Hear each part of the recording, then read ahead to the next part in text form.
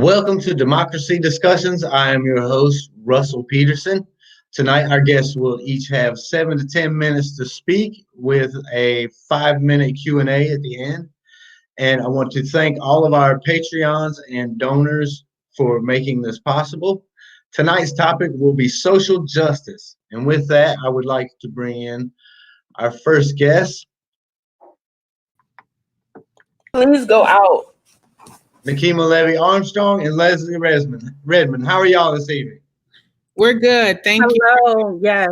Glad to be here. Awesome. Well, I'm going to read your introduction and I'll let you get started. All right. Nekima Levy Armstrong is a civil rights attorney, activist, writer, and founder of the Racial Justice Network, a grassroots advocacy organization working to address racism in education, criminal justice, and economic justice. Leslie Redmond. In 2018, at the age of 25 years old, Leslie E. Redmond made history when she became the youngest president of the Minneapolis NAACP. She is a community activist, attorney, and founder of Don't Complain, Activate. Welcome to the show. Tonight's topic, the floor is yours. Social justice, take it away. Thank you for having us. We are glad to be here to talk about some of the issues that are going on in the field of racial justice and social justice. So I want to start with talking about how we're using our voices in the Twin Cities of Minnesota. As you all know, Joe Biden is in the process of selecting his vice presidential candidate to run alongside him. And one of the folks whose name is on the short list for that campaign is Amy Klobuchar. In the Twin Cities of Minnesota, Amy's from Minnesota, for those who may not know, we have raised a number of concerns about Amy Klobuchar's record as a prosecutor, which Leslie and I are going to get into, as well as a case of a young African-American man by the name of Mayan Burrell, who was convicted under her watch when she was the Hennepin County attorney. So I'm going to start out by talking a little bit about Amy's record as a prosecutor. She was a prosecutor for Hennepin County for a number of years. Hennepin County is extremely diverse. And when Amy Klobuchar became the Hennepin County attorney, she took a tough on crime approach and used a lot of dog whistle language, coded language to let white people know in Hennepin County that she was going to be tough on crime, which she was. And that resulted in scores of African-American men in particular being in the criminal justice system in Hennepin County. She shifted some categories of crimes from misdemeanors to gross misdemeanors and gross misdemeanors to felonies. So people were more heavily punished under Amy Klobuchar's watch when she was the Hennepin County attorney, including juveniles. So standard behavior by juveniles at times was being criminalized under her watch as well. Beyond that, one of the things that Amy Klobuchar did that was really, really problematic is failed to hold police officers accountable for shooting and killing African-American residents in Hennepin County. Dozens of people died under her watch as the Hennepin County attorney, and she failed to hold a single officer accountable for shooting a civilian, which is completely unacceptable. So all of these things are now coming up as Amy Klobuchar is being vetted to possibly run as Joe Biden's vice presidential nominee. And it is raising a lot of alarm bells amongst African Americans and other people of color about Amy Klobuchar's potential to become second in command as leader of the free world. Her background, from my perspective, is extremely problematic. She has not made amends for the harm that she's caused, and Joe Biden can do better. So now I want to turn it over to Leslie to talk about an extremely troubling case that Amy Klobuchar oversaw when she was the Hennepin County attorney. Thank you so much, Nekima. So the case that Nekima is referring to is Mayan Burrell. If you all have been paying attention to the media, you've probably heard his name because local activists in Minneapolis has really lifted up his name.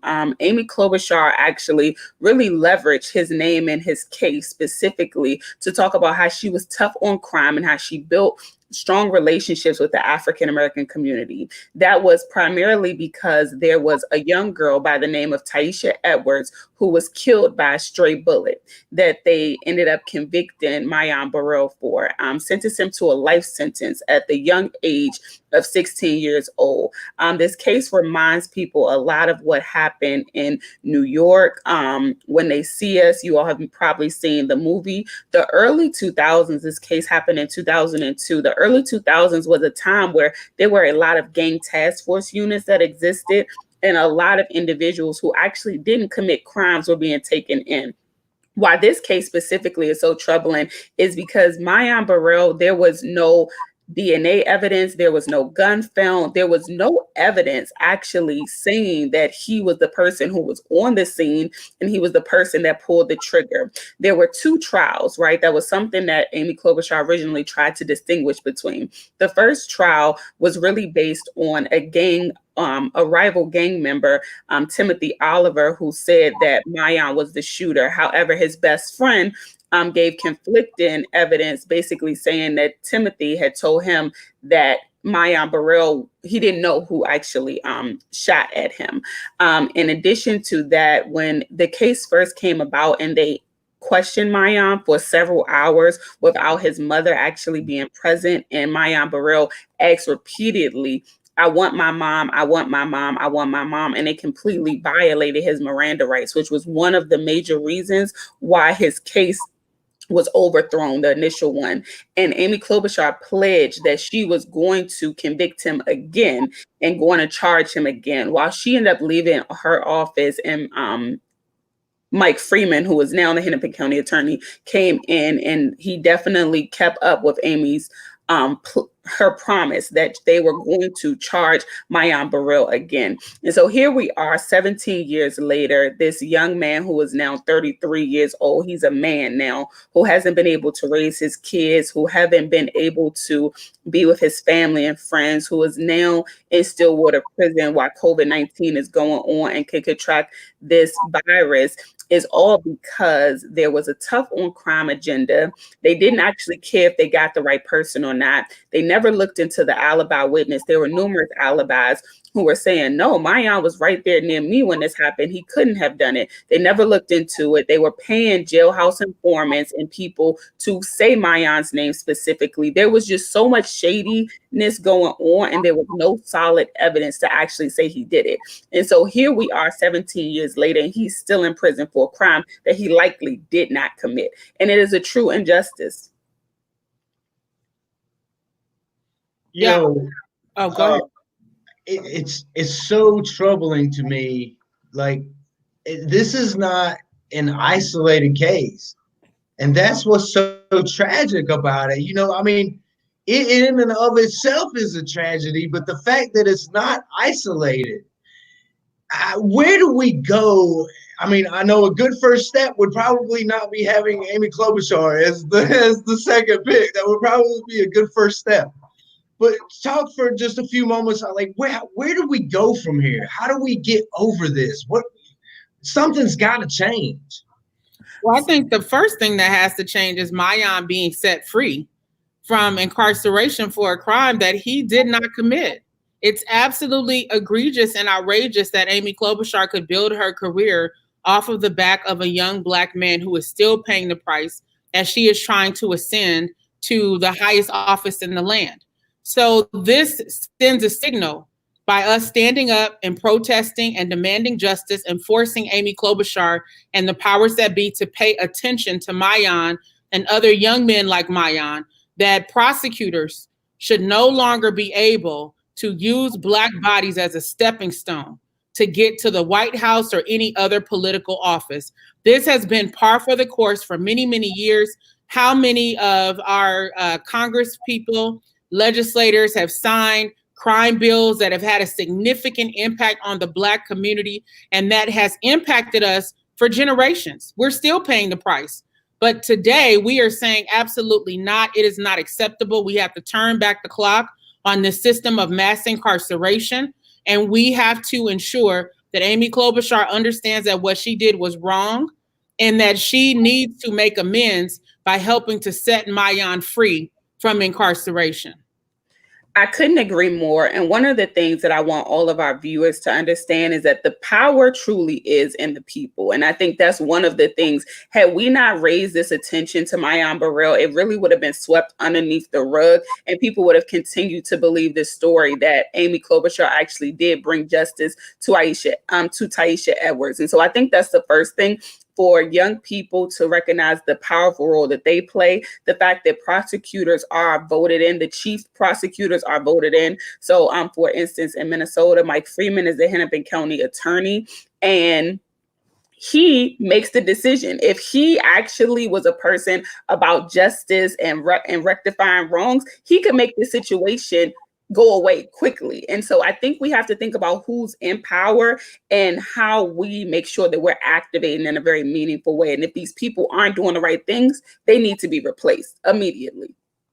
But it's like you said, you know, Amy built her career off of this, and for her to admit otherwise would be for her to commit political suicide, and she's not going to do that.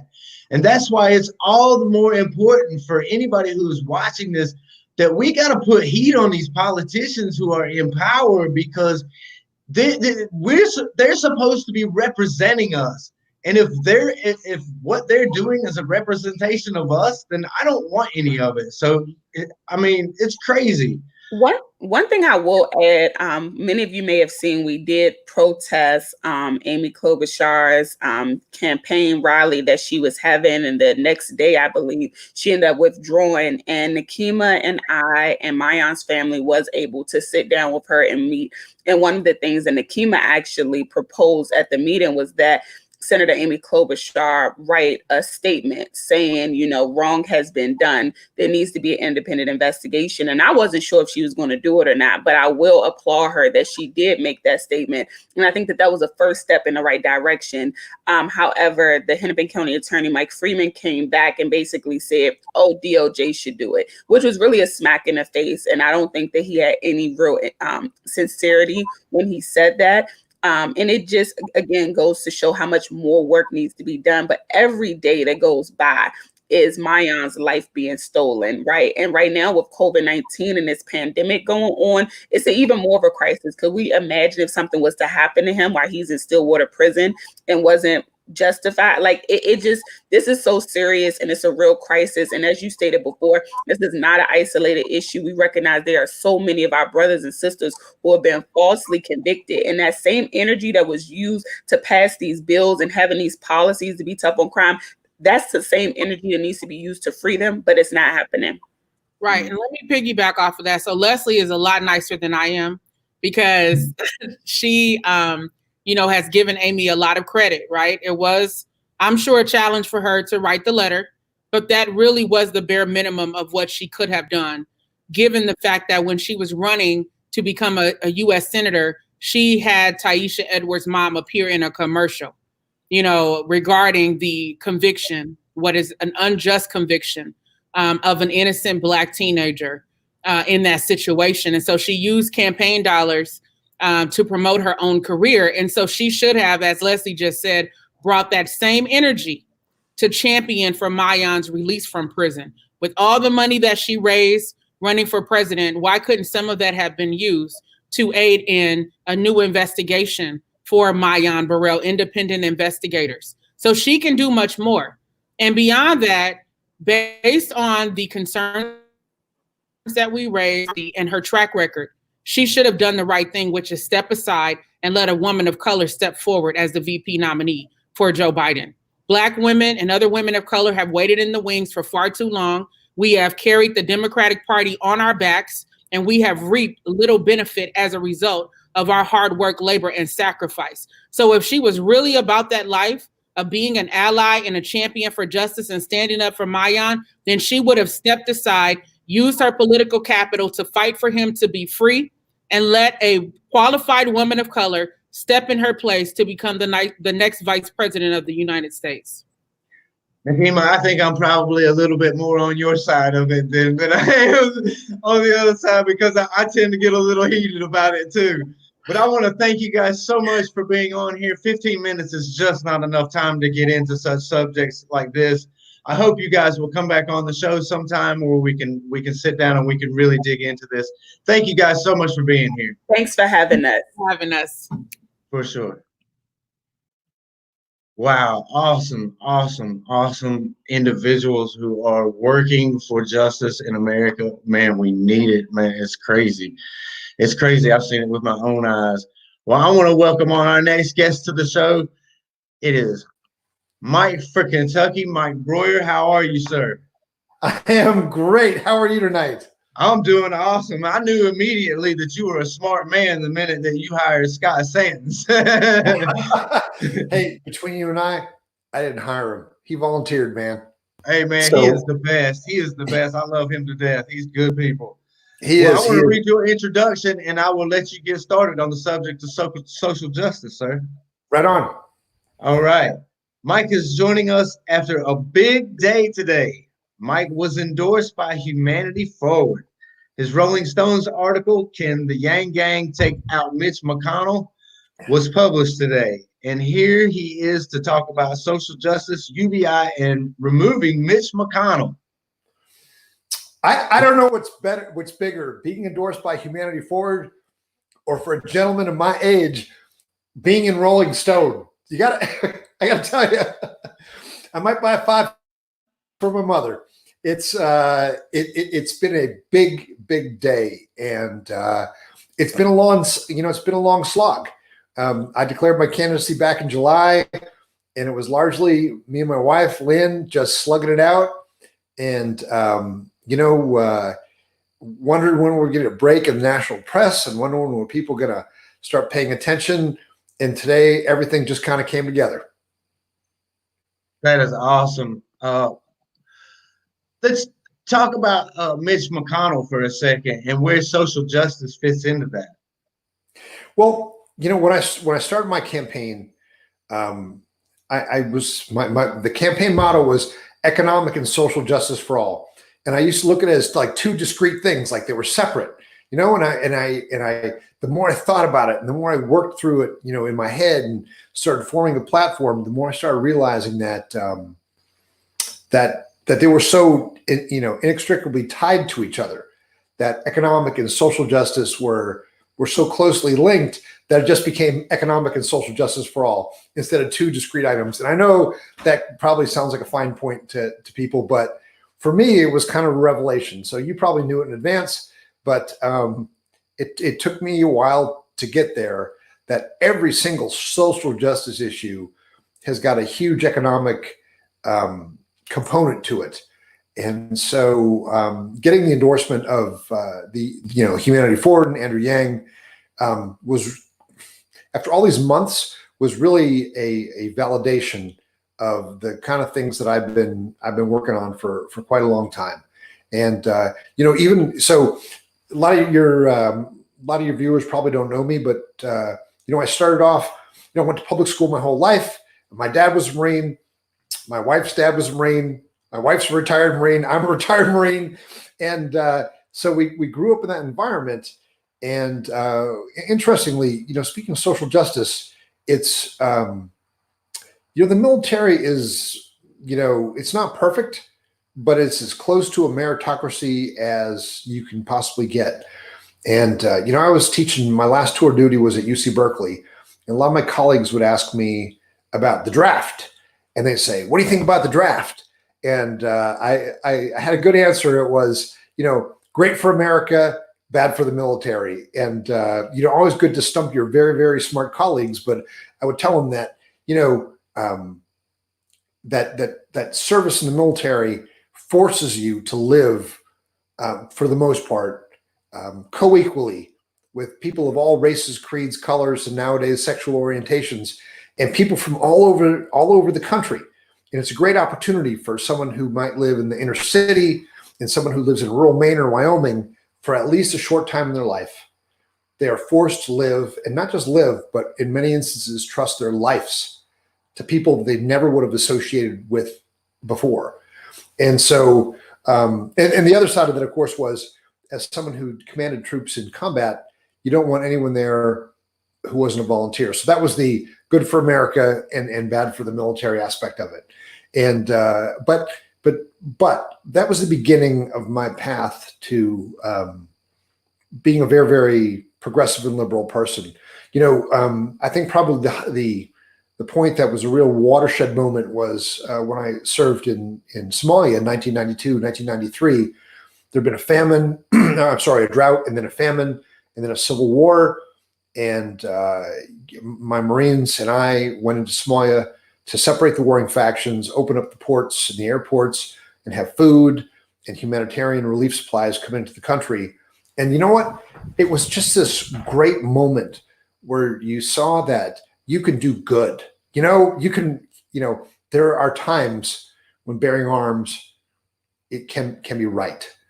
And in the case of Somalia, when I was there, at least 92, 93, Operation Restore Hope, we did great good.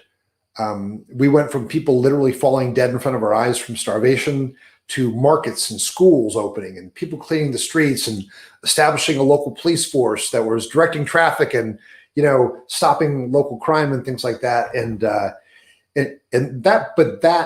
The dramatic and very violent point in my life really got me started towards becoming a more soft-hearted person, I guess. And, you know, I think when you see things like that, one or two things can happen. Your heart can harden or it can soften. Mine just tend to soften as time went on. I did other things. You know, I've worked overseas in Korea with some wonderful allies. Our friends in the Republic of Korea are just genuinely great allies and kind-hearted people. I taught at the University of California at Berkeley, which was a great opportunity, and farmed here in Kentucky for 15 years and really got to know the trials and tribulations of the people who live in the country. But the whole time I kept my eyes on the fact that we are a nation beset by social and economic injustice. And a lot of it is fueled by race.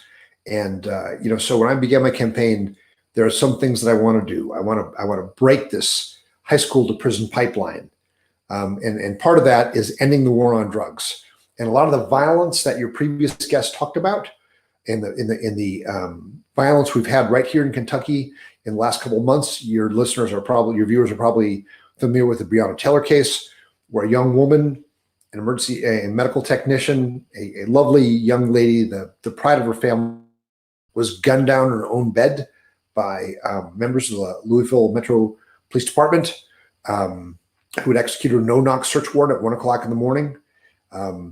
You know, we have to break this cycle of violence, and it's up to us, and particularly people like me, members of the majority. I know we do not have a lot of credibility with those who are not, but and it's hard to find allies. And as the ladies in the previous segment were talking about, was, you know, questioning former Vice President Biden's selection of vice president candidates. We have a lot of ground to make up, and I know that. But I do have some things that are top priorities for me. Descheduling marijuana and expunging all the criminal records associated with that.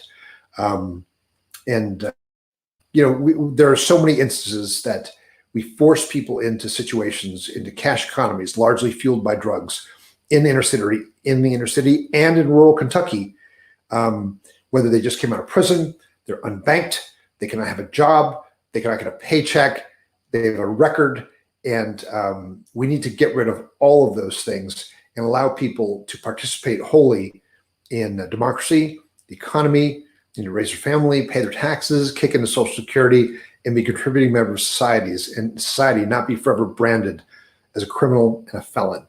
And my goal as senator is to truly break that cycle. And there are a lot of things we can do to forward. For sure. And I'm familiar with Kentucky, and I know one of the things that is in Kentucky is they have a thing with private prisons. Talk about private prisons in Kentucky for me. Right. That I'm so happy you brought that up, because we've made prison a business. There's a county here there's a county in Eastern Kentucky that want to get a federal prison built. It'll be a private prison, and their motivation isn't jobs. Their motivation is that if the prison is built, it will bring 2 major water lines in, because they are not in a position, they do not have drinkable water in their communities. Think about that. This is America. And whether it's Detroit or it's rural Kentucky, we have people who are literally dying from the water that comes out of their pipes. And as I said, those people's motivation is not they want to have a prison and the jobs associated with that, but it's the fact that this prison will bring 2 major water lines into their area. And frankly, I cannot imagine that for-profit and prison should be in the same sentence. Let me give you an example. In the last 8 years, the of women in Kentucky has gone up 300%. And I guarantee you that the women here in Kentucky have not gone on a crime spree, but incarcerating women generates more income. And when it's a business and there's a profit motive, politicians are driven by the money. They'll pass laws, they will allow things to happen that are unconscionable because it doesn't affect them. And so we have a massive increase in the incarceration of women. In Kentucky, you are almost twice as likely to go to prison for the exact same crime if you're an African American than if you were a member of the majority. And that's controlling for everything else. The exact same crime, the exact same record, the exact same circumstances. If your color of your skin will determine whether you go to jail or not. And that's because those people of, the people that are looked down upon by our elected officials that are dismissed, they don't think they matter, they don't contribute to their campaigns, they're expendable. They can go into the system and become a cash cow and generate income for politicians, contribute to their campaigns, make sure they stay in power, make sure they stay elected, and make sure the checks keep coming in. And I don't think that the words for-profit and prison should be in the same sentence, just like I don't think for-profit and school should be in the same sentence. I agree, man. I couldn't have said it any better. It's so crazy that when you start tying money into prisons, what starts happening. Mike, thank you so much for being on the show tonight. I want you to give out your website really quickly so that everybody can go there, and we will link that in the description once this is over. Okay, it's Mike4ky.com, Mike4ky.com.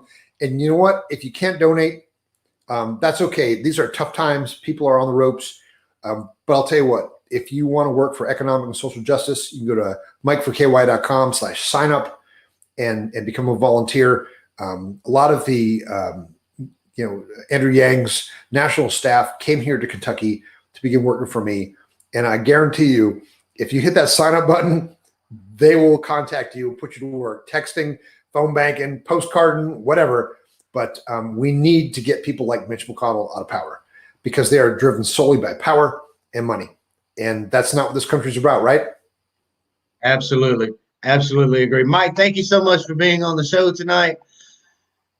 I hope you get elected, man. I sure do. It'll be a beautiful day, won't it? It sure will. Absolutely. I love it. Thank you, Mike. You're doing great work, man. Thank you so much. I appreciate it. All right, brother. Out.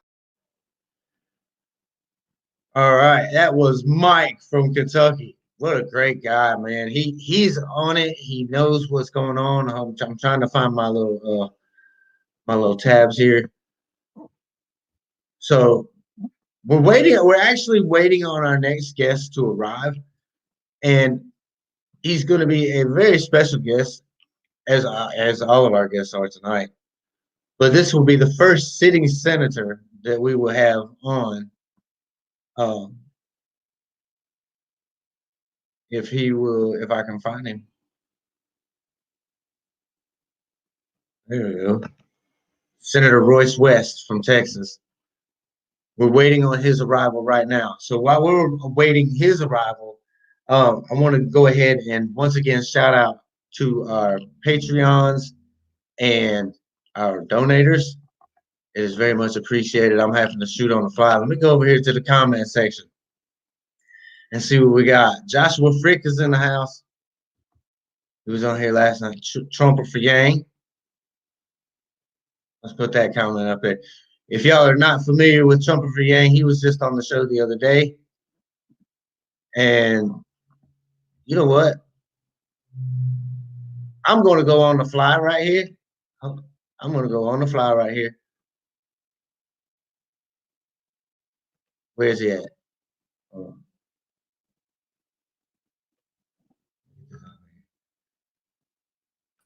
Mike, are you still there? Are you still there, Mike? I'm actually reading the comments. I was going to respond to a few. What's going on? I got your back. You know what? I just kind of feeling that you might need some backup tonight. So here I am. I sure did. Look, and this is completely unexpected that the guest hasn't shown up. But you know what? That just gives us a little bit more time to talk. So I'm all good with that. I've been to this party before. We're good. Let's go. All right. Well, we'll just keep talking. We'll do an Ask Me Anything. Well, I'll tell you what. I wanted to ask you. You mentioned that you were on a farm, and as you can tell, I'm from the country, so I know all about some farming. So what do you do there on your farm? All right. Well, so full credit to my wife, who's also a retired Marine, by the way. So you imagine what our son's life was, having like a retired a Marine mom and Marine dad. You know, but so when I retired, my wife switched to the reserves, and we bought a farm in Kentucky. We had no background in farming. We just said, all right, this is what we're going to do. We bought a bunch of books, and we bought a 75-acre farm in Kentucky, and we've done a bunch of stuff. You know, we've done grass-fed beef, and we did lamb and goats and stuff like that. But right now, our big cash crop is asparagus, of all things. And we have my wife did the research, and it grows like crazy in Kentucky. And we sell every bit of it. And it's just a good crop when it gets to the farmer's market. And thankfully, our governor left the farmer's markets open. It's the first like out of the ground green crop of the year. And it gets rock star treatment, literally gets rock star treatment. And so right now we're in the middle of harvesting harvesting asparagus. And I feel bad because I'm in here talking to people and making phone calls and stuff. And my wife is bent over about 50 yards that way, picking asparagus all day for the farmer's market. Oh, wow. And if y'all have never picked vegetables, that is some hard work. I'm telling you, your wife a huge debt. I do. She wanted to hang in here for this interview, but she's like, well, maybe I'll go take a bath or something. I was like, yeah, that sounds like a good idea, because she was working right up until the sun went down. And that's what it's like being a farmer. And that's why I like universal basic income, because I got to tell you, all my neighbors are farmers, obviously. And most of them farm in the headlights of their pickup trucks and their tractors, because they got to have other jobs off the farm to do what to do. They want to farm. They want to grow food for their community, but you can't make it without working off the farm. There's no health care. And that's one of the big reasons that I was drawn to Andrew Yang and universal basic income, because when you ask your friends who are farmers and say, what would your life be like if you had $1,200 a month extra? And like, man, I'd farm full time. I'd farm my ass off, and they would be better farmers. They'd take better care of the land. We'd have better food, locally produced, and they wouldn't have to do something that makes them unhappy. And that's why I like universal basic income. It's crazy how much, we're talking about social justice tonight. It's amazing how much a universal basic income would go towards helping solve a lot of that. Because it's like you said, it always falls on the poor communities. It always falls on the poor communities. And it sucks so bad, because you see, and I grew up in a situation like that in a poor community. So I saw it all around me. I know what it's like, and I know how much a universal basic income would go to solving a whole lot of problems. Well, folks always ask me like, well, people are so proud, would they take a handout from the government? And you just got to convince them it's not a handout from the government. The government injects money into the economy all the time, but sadly they inject it with corporations. you know. And when I ask them, how different would your life be with $1,200? You see the light come on as they start imagining, you know, what they would be doing. You know, they're not thinking about quitting their job. They're like, well, I'll take the job that I love, that I have a passion for. You know, I want to work in the local public library. It only pays $10 an hour, but I want to do that. Or I want to coach Little League. Or, you know, we have here. And by the way, where did you grow up in the country? Where are you from? I grew up, I'm originally from Akron, Ohio. Okay. And I saw the ravages of what happens when, you know, plants and stuff close down due to automation and stuff. It's crazy. Well, what I see, like in the wintertime, I substitute teach in our public schools. So weird. You go from teaching at Berkeley to like substitute teaching kindergartners. You know, it's so different. But you know, I see grandparents who drop their kids off in the morning and pick them up at night and come to parent-teacher conferences. And because of the opioid epidemic or whatever's going on, there's tons of grandparents who are acting in loco parentis. And that's completely uncompensated. If they were taking care of someone else's kids, they'd be getting paid for it. But because they love their grandkids, they're not getting nothing. And so recognizing that all work matters. You know, all work has value, whether it's punching a clock, driving a truck, or, you know, taking care of an elderly parent. You know, during this pandemic, think about it. Like when I was a kid growing up, a lot of my friends had grandparents still living in the house. It was not unusual to have a grandma or a grandpa in the house, or both of them. And they were the babysitter. And when they got older, they were the caretaker for the grandparent. But now, because we have to work, you know, 2.5 jobs to pay the bills, we take grandma and grandpa and we stick them off in a nursing home, and now they are dying because of this pandemic.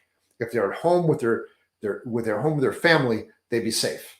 And this burden, as you said, is always carried on the backs of the poor. Absolutely. Mike, thank you so much for having my back tonight. I appreciate it. I got you. If you need me to come back, I'm going to hang in here till 10 o'clock. You need me to come back and fill in, I'll keep talking, brother.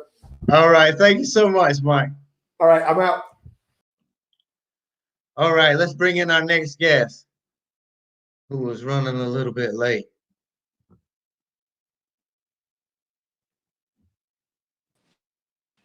Senator, can you hear me? I can't hear you. You can't hear me? I must be muted. Am I muted? You're not muted. I can hear you fine. You may have me muted. I can't hear you. Is there a let me see if I can put this in the chat. I'm trying to get this unmuted where you can hear me. I can hear you. Can you hear me now? you. I can hear you. Can you hear me? I can't hear you though. I can't hear you. I hear you loud and clear. You're good.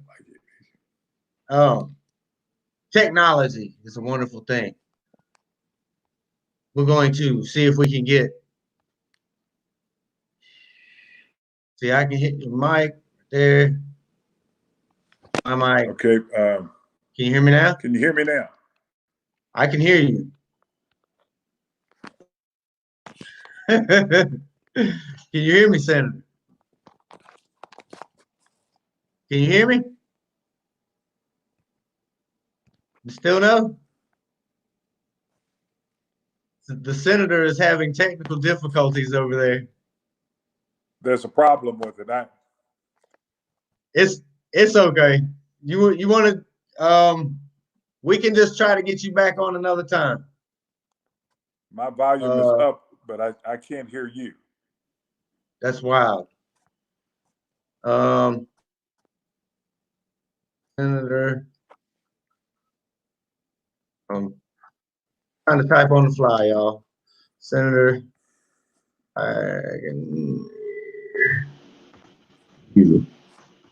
Unfortunately, I cannot hear you, and Right. I'm trying to figure out what the problem is on my side. It's some sort of technical problem. Yeah, it's okay. We'll just remove the senator from the stream. I don't know what's going on with his mic. Let's see if we can re-add him to the stream. I'm going to try to come back in again. I'm going to go out and come back in again to see Oh, whether or not that'll take care of the problem. I'll be back in 1 second. okay, all right. The senator will be back in 1 second, y'all. I apologize for the technical difficulties, but I don't think they're on this end. I think everybody is able to hear us fine. So maybe he'll be able to jump back in here shortly. And thank goodness that Mike was there to hang out and to help us cover that spot. That was crazy. Thank you so much, Mike. For sure, we will be shouting out your campaign on Twitter a lot. Excuse me. So I'm seeing a lot of people in the chat tonight. Shout outs to everybody who has decided to come. And yeah, Daniel Hernandez says, turn off the Bluetooth. If we can, let's have Senator West talk on his own. Well, we are trying to get him to talk at all. Joshua Frick.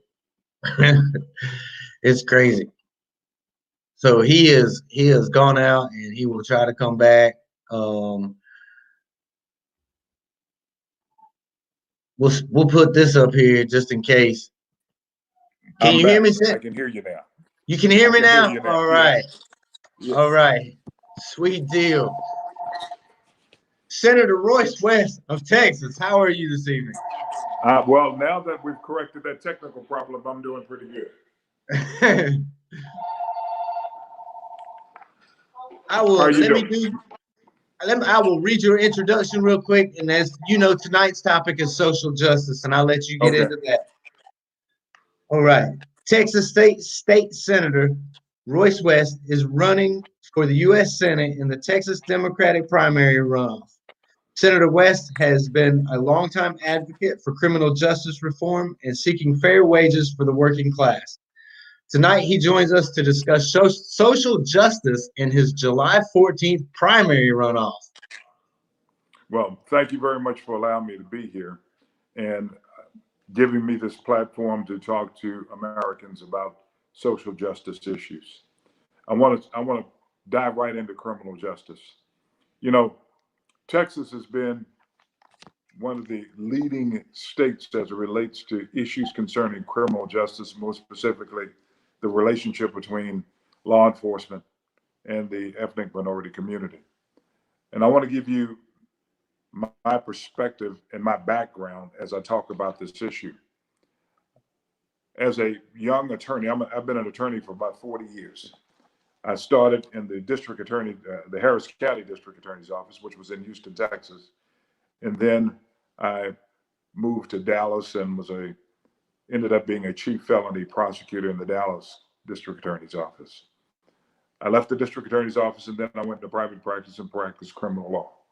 And so I have the perspective of a prosecutor and also that of a defense attorney that had to represent persons in many instances that were charged with crimes that they should not have been charged with. And so as a prosecutor, I brought that perspective to the state Senate. And with that perspective, I began to try to find ways to deal with social justice related issues. As an example, there's many instances where persons always complain about police officers engaging in overzealous activities, sometimes illegal activities in order to extract confessions or plant evidence. That's real, that happens. Sometimes police officers are charged with that. Sometimes people file complaints that are frankly frivolous complaints against police officers. But I wanted to figure out exactly how to bridge the gap between both of those polar opposites. And so what I did, working with the NAACP, Mexican American Legal Defense Fund, the NRA, police organizations, I ended up being able to come up with a bill similar to what President Obama passed when he was in the state Senate in Illinois, a dash camera bill, putting dash cameras in police cars. I was called everything except a child of God. But guess what? It began to change behavior. the behavior of police officers with the recognition in their mind that they could be caught on camera engaging in unethical or illegal activities as it related to citizens that they'd stopped on the streets. The next generation was body cameras. And the fact of the matter is it was easier to pass the body camera bill because of the groundwork that I've laid for the dash camera bill. And what that body camera has done, it's really changed the behavior of police officers and frankly, citizens that they come in interaction with, especially when they let the citizen know that they're on camera. But let me tell you what it's done. In Dallas, which historically, and that's where I'm from, I'm in the Dallas area, historically, had never ever indicted a police officer for murder, yet alone tried a police officer for murder, and then convicted a police officer for murder. That's happened in Dallas. That's happened twice within the last 3 years. And the first time around, a police officer shot a young black male, 14 years of age, that was in his car with other friends, leaving a party that had broken up. The officer said that the people in the car were trying to run over him, but the body camera showed he was lying to protect his own backside. The jury found that man guilty of murder and gave him 10 years in the penitentiary. We were hoping for at least 14 years because that's how old the victim was at the time of his killing. And what the jury said, and this is the social justice piece, what the jury said is that but for the body camera evidence, it would have been very difficult to find him guilty of murder because it would have been his word against the others in the car, which were all black males. And so here's the point. Number one, we had to have a police chief that was willing to follow the facts. Number two, we had to have a prosecutor that was willing to develop the facts and determine whether there was probable cause to arrest, indict, try the officer. So when we begin to talk about social justice as it relates to criminal justice, I want to make certain that I urge each and every one of you that are listening to me to make certain that you are involved in the politics of electing your prosecutor, your state attorney. In many instances, the state attorney is elected locally. In Dallas County, as an example, and most of the counties in the state, not all of the counties in the state, the district attorney is elected. And we've got to make certain that we focus in on those types of races. I know the NAACP Legal Defense Fund has a project that they are trying to get out throughout the entire country, that we focus on the election of prosecutors. So we know that we'll have people there that will look at the facts and let the facts lead them to the actions that they ought to be taking. That'll help us in terms of social justice. When we begin to talk about the school to prison pipeline, you know as well as I know that in many communities, both rural and urban, that we have areas where pockets of poverty that have existed for years, but yet and still we just continue to talk about what we're going to do. Yes, we have good meaning Anglos, we have good meaning African Americans, Hispanics that continue to talk about it, but we haven't done anything about it. So when are we going to stop talking about it and make sure we do something about it? I was listening to Mike, the candidate for U.S. Senator in Kentucky. He's right in terms of where we are. There are instances where you have private prisons, and I'll get back to that. But the fact is that if we're going to change the projection and the narrative in this country, we've got to quit talking about social justice issues, which I define as making certain that there's sufficient funds for kids to be able to get an education, schools and poverty areas that need the resources to make certain they get the best education possible. I define social justice as making certain that just because a person has a strike against them, they shouldn't have to be labeled a criminal for the rest of their life and not be able to participate in the American dream. You know, the fact is that when they have the check the box type legislation, we need to make certain that a person, number one, is evaluated to make a determination as to whether or not they're qualified for the job. And then, yes, if they have a criminal background, then employers need to check to find out whether or not the quote unquote background is of such a nature that it would be adverse to the job that they are attempting to apply for. As opposed to saying, but just because you've been incarcerated or arrested, you can't be considered for a job. That basically does what? It sentences that person and that person's family to, frankly, purgatory for the rest of their life. And so there are a lot of different issues in terms of social justice that we need to make certain we continue to have conversations about, but I want to make certain we do something about it. So let me stop and we can have a conversation. Absolutely. Senator, we're actually running a little bit behind on time. And I apologize for that. It's okay. It's absolutely fine. I actually would like to extend an invitation for you to come back on the show at some point, because I think the work that you're doing is so vitally important, and it needs to be delved into, because I don't think that there is enough awareness about things like body cameras and dashboard cams and things of that nature that you're helping to implement there in your state. Senator, I would be honored if you would come back on the show.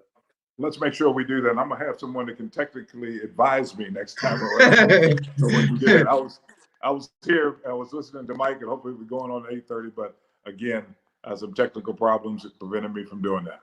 But it's all good. And it's all right. Senator, thank you so much for being on the show. Okay, and people can go to roycewest.com and to check out my background. For sure, and we will link that down below. Thank you so much, Senator. Thank you very much. Wow, he is great. He has got some really good ideas, and a lot of what he was saying is really close to home with me, because you know, it's so easy for law enforcement to get away with whatever they want to and make their little quotas that they say they don't have, which we all know that they do have. Now, our next guest to talk about social justice is a very special guest to me. Jonathan, how are you doing, brother? Oh, no, not you with the ear. Oh, we're having technical sound difficulties with you too. What's going on with your audio there? Can you hear me? Can you hear me? You can hear me, but I can't hear you. Now, Jonathan, you know that you are from the generation that's supposed to know how to use technology. Let me find out. Can you hear me? I can hear you now. Now we're good. Yeah, I can hear you now. Okay. I'm sorry about that. Wow. It's okay. I was just saying, you know, you're supposed to be from the generation. I expect it from Senator Royce. Okay, but I don't expect technical difficulties from you, sir. Oh gosh. We are all in the same boat. For sure, we really are. Jonathan, I'll read your introduction and then I'll let you have the floor, brother.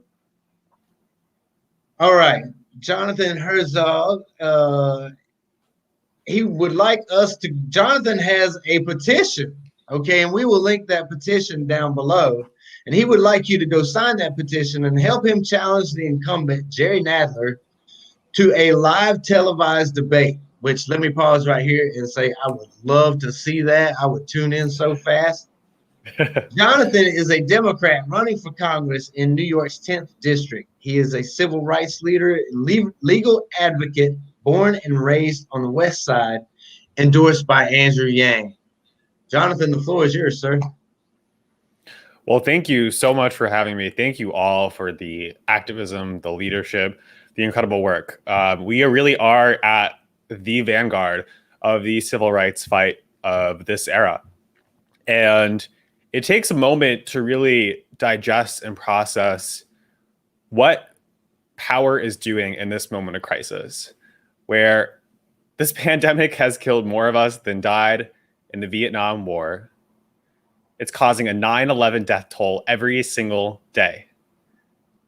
We've entered a new Great Depression, and Congress has been on recess. In New York, hate crimes doubled last year alone. And by the data, if New York had shut down just 10 days sooner, up to 80% of all deaths from COVID could have been avoided. Congress has been on recess. Our politicians have been asleep at the switch. Our movement, the foundation, the bedrock of our movement, is leading and fighting at the vanguard of the civil rights fight of this era.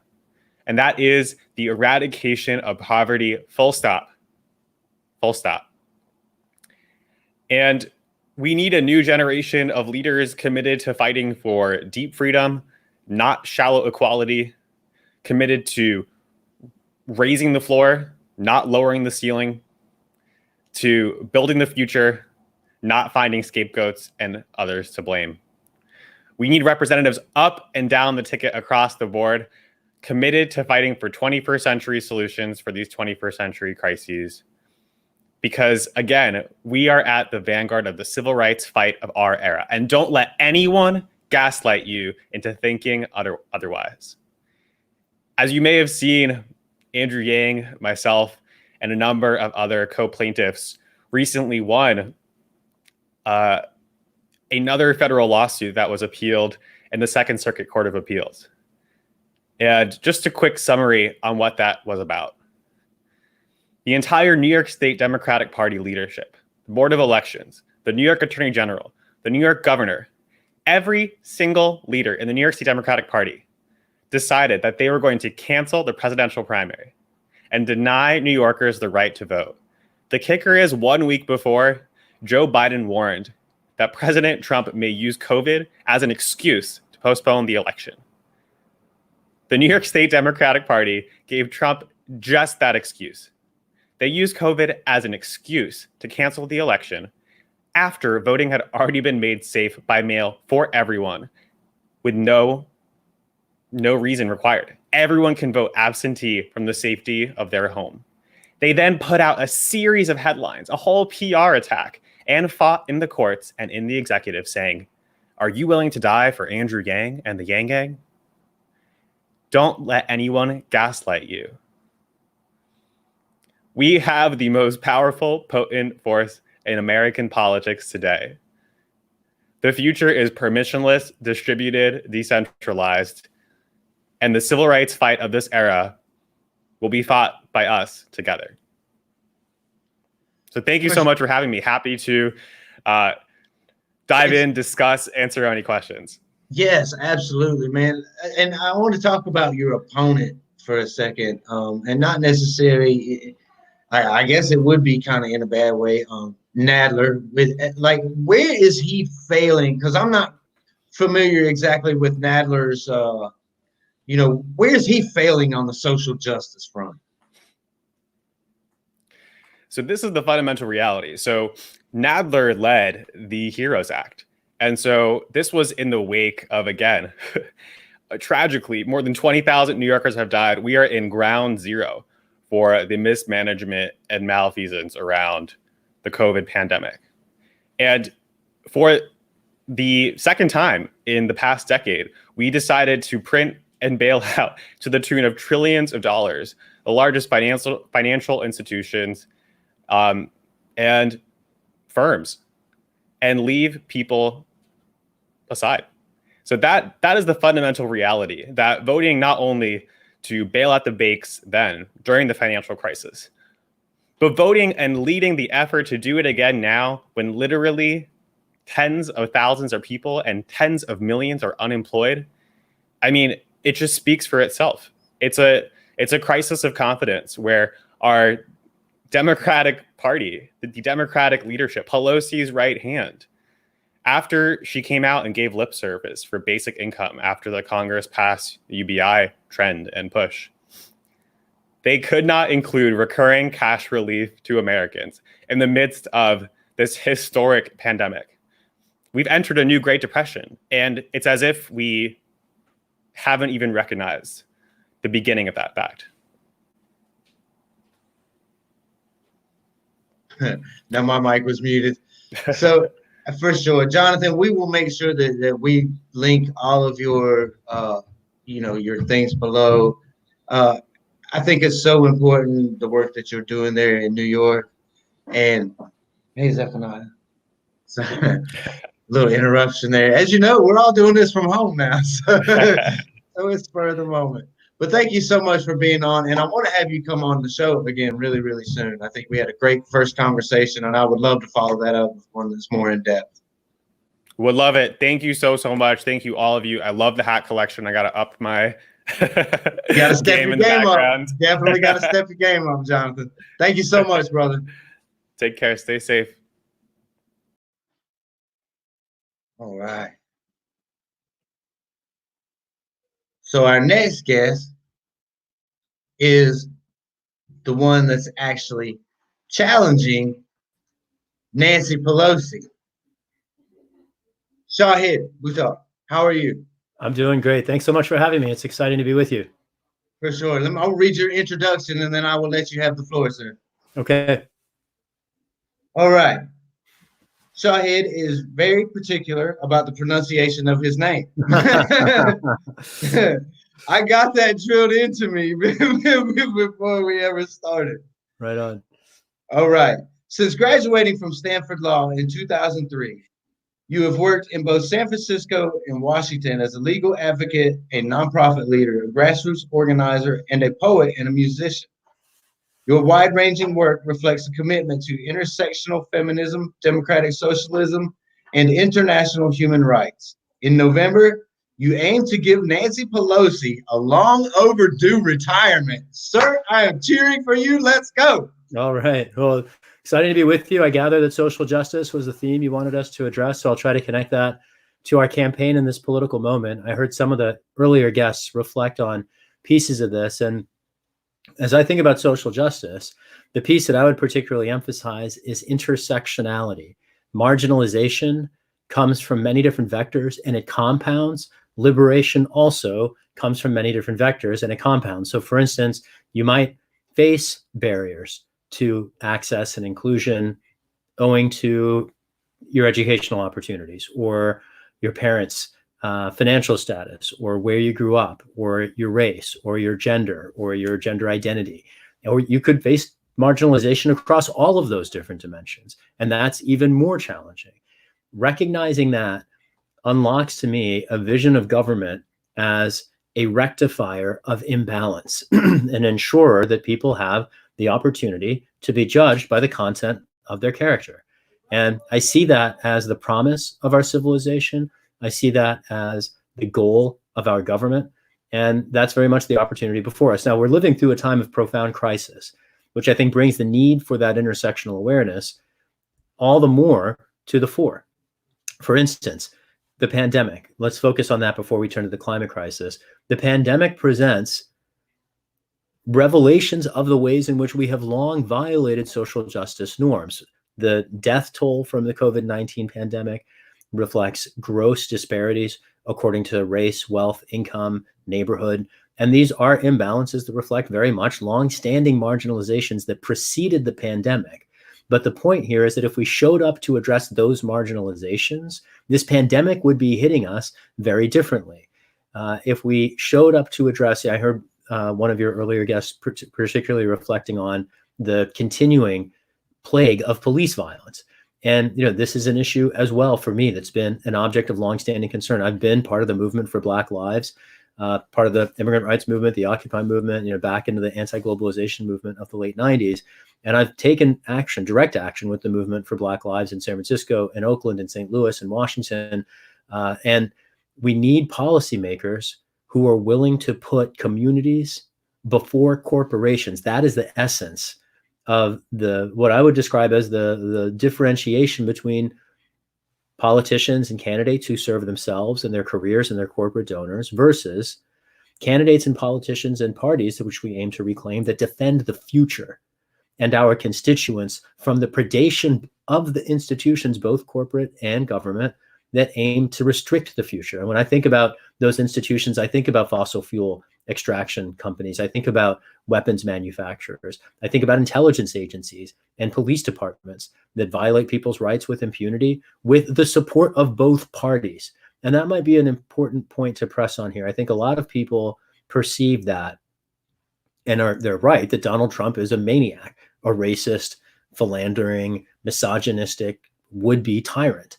And all those things are true. They forget, however, that one of the principal reasons that enables his ongoing assault on the American people and our republic is the support he receives from corporate Democrats for his policy vision, for his foreign policy, for his immigration policy, for his trade policy, for his concentration camps, for his military budgets. I could go on. And issue after issue, Democrats, including House Speaker Nancy Pelosi, pave the road of a criminal president. It is unacceptable.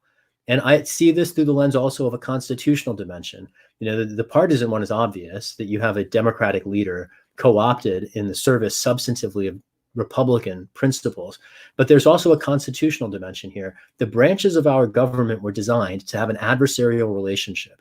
The Federalist Papers talk about this very explicitly in number 10 in particular. You could think about our executive, judicial, legislative branches and the federal, state, and local levels of government as being designed like crabs in a bucket to keep any one from getting out of the bucket and becoming tyrannical. And of course, we've seen such accretion of power in the executive branch at the federal level that a criminal tyrant in the White House is threatening to destabilize the constitutional design. But in the same way that you have a Democratic leader in Speaker Pelosi serving Republican ends and paving the road for a Republican president, she, as a leader of Congress, is also constitutionally problematic by entrenching, for instance, executive secrecy, by blocking members of Congress from being able to perform their oversight functions, by limiting the subpoena power of the Select Committee on the Climate Crisis, limiting its policymaking authority. We see the congressional leadership enforcing and enhancing and entrenching executive power. And that is constitutionally problematic, even separate from the partisan concern that we can see there. So all that is to say, I'm running for office because as an advocate, I've spent 20 years fighting for social justice. I was one of the first courtroom advocates promoting marriage equality for same-sex couples in the country. I fought the FBI 15 years ago for infiltrating animal rights groups and faith institutions, including Quaker meetings. I fought the NSA through a whole bunch of vectors, done these campaigns that included everything from direct action, banner drops outside the NSA headquarters, light brigades at the White House, a hip hop history lesson and a music video. I've also been arrested in the US Senate for an act of journalism when I asked James Clapper how he justified never facing a charge for perjury for lying to the Senate under oath about mass surveillance, when just a few months before I was arrested, Eric Garner had been choked to death in the street in New York City without a charge, without a trial, on the mere suspicion of committing a trivial offense that had no victim. And I want to focus here on the dramatic tension between powerless people being persecuted, so-called justice to the point of lethal, arbitrary murder in the street, versus powerful people like James Clapper getting a pension and an entourage despite violating constitutional rights and the rights of our republic en masse on the public record. In my mind, social justice has to adhere in justice, which is to say, ensuring that no one is above the law. That includes our criminal president. Speaker Pelosi's unwillingness to pursue a real impeachment process is part of the reason why I'm running to replace her. She showed up for impeachment like a boxer throwing a fight. Happy to answer any questions, and I appreciate the chance to join you here this evening. It's been, you touched on the fact that the Democrats are basically paving the way for this tyrannical president, and I couldn't agree with you more. And it's something that we touch on this show quite often, and it's the fact that both sides serve the same corporate masters when you boil it down. Yes. Can you talk about that for a second? Absolutely. We would hope, and we are told in this country that we have choices between a corporate party in the Republicans and a Labor Party in the Democratic Party. And that's not actually what the spectrum of options is. What we actually have is a choice between a fascist party in the GOP and a corporate authoritarian party in the Democrats. There is no Labor Party in the United States, and there hasn't been since the 90s. There was a historic transition, particularly under the Bill Clinton administration, when Democrats, having been consistently outraised by Republican challengers and opponents, started adopting corporate-friendly positions in order to avail themselves of corporate donations. And Bill Clinton was heralded by some for what they described as tactical genius in winning all these fights. He pushed legislation through Congress that in some ways was quite transformative. And in many of those cases, the transformation took a Republican character. And it's really easy to score tactical victories when you give up all of your strategic aims and adopt the other side's goals, right? That's what he did in some respects, putting 100,000 cops on the street, dismantling welfare. You look at the Obama administration, record numbers of deportations, prosecuting more whistleblowers as spies than every preceding administration in our republic's history combined. These are Republican goals advanced by Democratic presidents. And it's unacceptable. And it's not just the presidents doing it. I could tell that story about members of Congress, including Pelosi, but well beyond her. In Speaker Pelosi's case, for me, one of the most glaring examples of this was when she signed the funding bill to give Donald Trump $5 billion to build concentration camps on our nation's borders. She didn't have to do that. She's the person with control over the purse strings. Congress has independent influence. And yet, in that case, you could describe it more as authoritarian, but they're corporate contractors on the other side of it. In the recent HEROES Act, Speaker Pelosi proposed to include not only hazard pay for essential workers, which I support, and one-time direct cash stimulus to some working families, which is not nearly enough by a long shot. It's not universal, nor is it ongoing. One-time payments for some people is better than nothing, but it is not enough by a long shot, particularly when Nancy Pelosi in that very same bill insisted on including taxpayer-funded bailouts for corporate lobbying firms. It's bad enough that we don't have a universal healthcare program in this country. It's offensive, frankly, and particularly in a time of a global pandemic. It's just senseless in addition to vicious. But if we just look at this through the lens of the self-interest implicit in ensuring that all people can get access to a doctor in medicine, we are shooting ourselves in the feet here. And that makes perfect sense if you look at it from the standpoint of who's getting contributions from who and who is whispering in whose ear. The Democrats in Congress serve corporate masters, and they have long placed the interests, for instance, of health insurance companies and pharmaceutical companies before not just the interests of their constituents, but I want to be clear here, before the lives of their constituents. People die every day in this country because they can't get access to preventive care, just like people in other industrialized countries can, as a matter of right. And it's because we have chosen policies to put corporate interests first. And I am not okay with that. No one should be okay with that. We live in a democracy, or so we claim. And the real test before us is, will we vote for candidates who put people first? And that will make us a democracy. At the moment, I think our claims to democracy are frankly aspirational. We live in a capitalocracy. That's what capitalism means.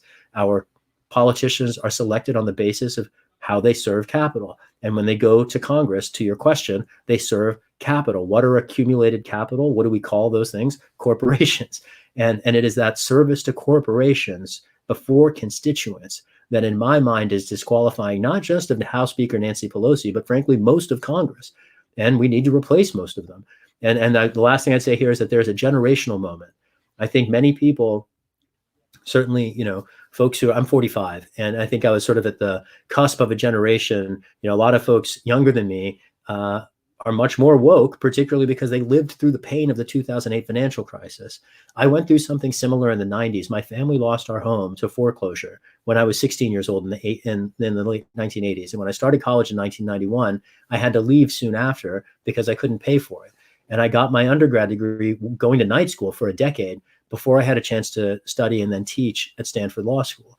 And for me, that exposure to struggle baked in an understanding of social justice and some of the dimensions of marginalization that other people are subjected to.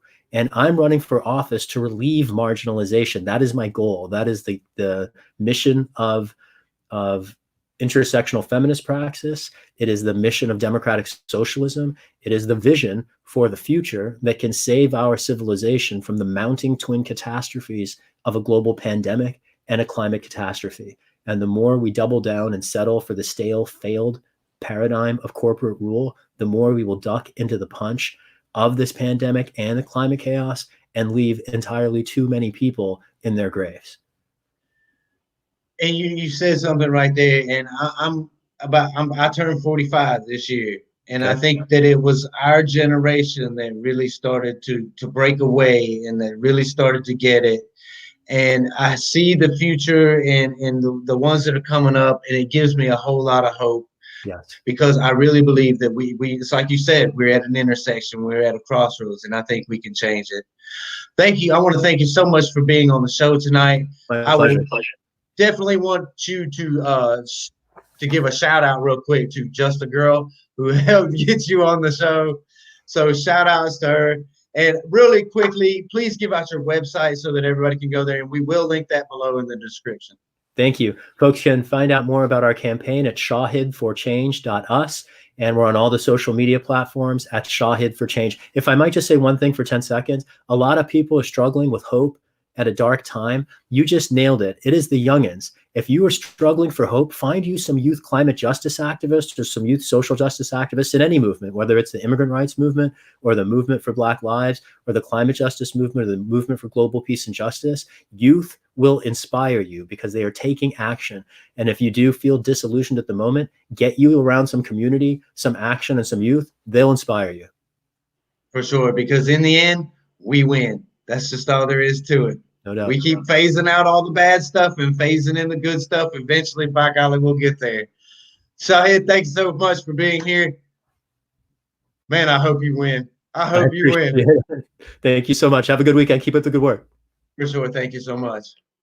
Wow, that was awesome.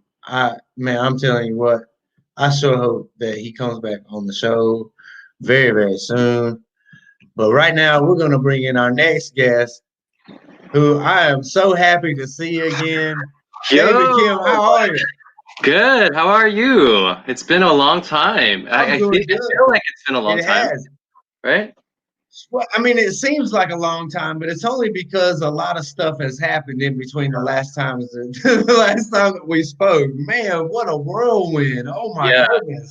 I think this is the first time I've like completely lost a sense of track of time where it's like, oh wait, when did I last talk to you? I don't know what day. And yeah, I think you're right, because each day that passes, people don't have money. And they're getting more anxious and they're getting more riled up and they're getting more reactive, because that's the human nature. When you're facing uncertainty, you have these human reactions that come up. But people in Congress, it's like, why are you going on recess right now? What the fuck? I mean, sorry, we're not supposed to cuss. What's going on? Right? What's going on? No, my team told me not to cuss anymore. What's going on? So what's going on in the sense of people, like, we're on May 22nd, in a week, people have to pay rent again. And it's just nonsense that there's just, and I think I was watching some of the speakers right before kind of jumping on. And I think the kind of common thing that all of us can agree on is it's always lip service, and it's always been lip service, and it's blatantly in front of our eyes. And it's coded as laws in different areas. And I can go over just an overview of that, of the social justice, how we've institutionalized a war against race and poverty in all of our legislation and everything that we do anyway. And so I think it goes beyond than just tweeting about something and signing petitions and tweeting. I'm not trivializing those at all, but they're important. But we need to go a step further now, where it's actually doing some reform, and like what you've been gifted with so many amazing speakers tonight. And so, yeah, thank you for putting this together. I mean, I don't know what angle you wanted to go ahead. Should I just continue talking, or did you want to introduce, or? Well, you know, me and you, once we start talking, we don't really shut up. So I'll go ahead and introduce you real quick, and then I'll let you have the floor. All right, David is a down ballot progressive congressional candidate who advanced to the November general election in California's 34th congressional district and was endorsed by Andrew Yang, Marianne Williamson, and Ryan Knight this month. David, that's quite number one, it's quite the number of endorsements that are very, very positive. But you know, tonight we're talking about social justice. And I think that that's something that probably hits home where you are. Yeah, it hits home really deeply, and I think, and that's what I admire for getting Marianne Williamson's recent endorsement, because she's somebody that's always been about social justice. If you go look up the stuff that she's done with Project Angel Food, and how she's actually now the camera's over there, how she's actually how she's actually just really helped people and in times of needs. And I think these are the types of people that are acting as sort of the voice, the third party prophet, saying, yo, look, the government, what they're doing is so messed up. Wake up, people, wake up, wake up. And I love the fact that we have candidates like Andrew Yang and Marianne Williamson, who did run as those candidates and who did, like Bernie, helped open up these bird cages to say, hey guys, we're all talking about equality for everyone, but it's not really happening. And then bam, we enter into COVID-19, and now we're in a time where it's exposed everything, where now it's completely apparent that those that were affected the most are the smaller businesses, are the poorer neighborhoods. I mean, I don't even have to repeat that. Some of the speakers have went over that, but we're kind of seeing that come out to play and unfolding. I think our next response as the American people is to kind of notice that and think, all right, what does this do to me? Is this something that I can continue living with? Is this something that my family, my community can continue living with? And if it's not, then we need to step up and do something. And it's not a lecture or complaining or anything at all to those who are watching or those who are politically engaged, but I think it's actually kind of taking it another level and another level deeper, where it's like, yo, like we talk about love and we talk about caring for each other, but we're not really doing that. Like, and we really need to show that. Like, you don't just say somebody, I love you. You need to show, there needs to be action that puts forth for that. And so for our campaign, it's focused on financial freedom, love, and justice for all, because our people, for the past 30 plus years, they've been neglected completely. They've only been given lip services. They used to have, I mean, I went over this with you last time in terms of economic justice on a mass scale, and we're not even talking about the marginalized groups yet, but on a mass scale, you used to have these three legs of a chair where a person could rely on their company pension, where they could rely on the second chair, which was their savings, they could rely on their first leg, second leg, third leg, which is their Social Security. But then 30 years ago, you cut out the pensions. I mean, for those watching, does your employer give you a pension? Probably not. And when you cut off that leg, now that chair has two legs, and then what savings do we have? Most people don't even have more than $400 of savings in their bank account. And so that leg is already chopped off. And then you have Social Security. You can't live on Social Security alone. And so it's kind of these moments, these aha, deep, heart-wrenching, weeping moments that we as the people have to realize, oh my gosh, we've been wronged as a people on many levels. And it continues on. And I mean, I think the whole war on drugs, it's an old system that doesn't work and mainly works to prioritize profiteering and interest for private prisons and corporate interests. And so, yes, there needs to be criminal justice reform. It doesn't make sense that over 2/3 of the people that are incarcerated are people of color. We need to go ahead and legalize marijuana, establish safe injection sites, eliminate private prisons, do everything we can, investigate every time a person is killed in police custody. So those are the criminal justice, but we need to go a little deeper into our deeper policies. Like, for example, I mean, I know you had mentioned, you and Shahid had talked about corporate reform or that the idea of the two parties being controlled by corporate interests, and you nailed it on the dot, because they are. Today I read an article where they were talking about giving billions in that bailout to Delta Airlines and JetBlue, but they're treating their employees like crap. And then when I was just thinking, wait, hold on. And I went to go look up the corporate PAC donors of my opponent, and it's Delta. And it's like, what is going on? They're just self-funding each other. Hey, I'll give you that money. You just give it back to me later. And the people are left right here. Where's the economic social justice in that? On top of a 30+ year income stagnation and a widening wealth gap, where people are now working 2 to 3 jobs just to make ends meet. On top of that, now you're doing that. And then you're saying, hey guys, I passed a $100 billion relief fund for you to apply for rent, and it's going to be very means tested, and you're probably not going to get it because you probably won't qualify. But I did a great job for you. And it's like, oh my gosh, like we can't fall for those tricks again and again.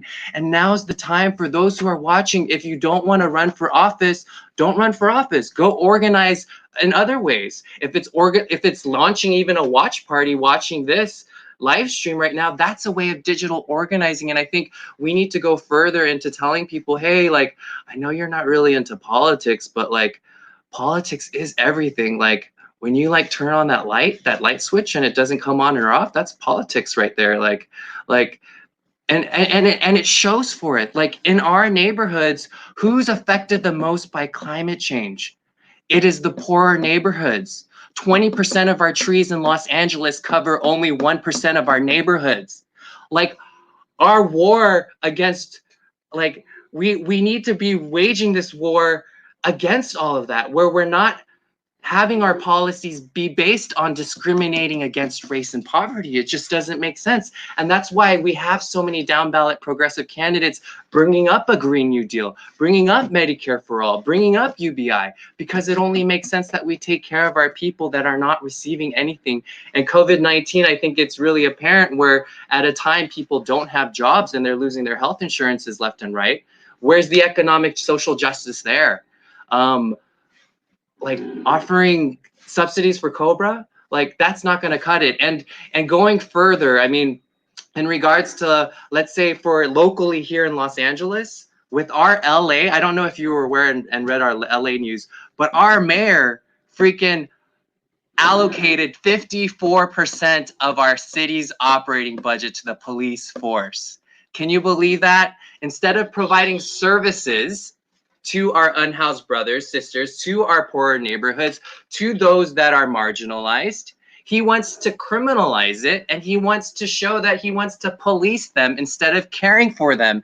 And it's our duty to stand up and say, no, like this can't be done anymore. And so we need to be replacing these lip service leaders. Like it's all around us, locally, state, federal, everywhere.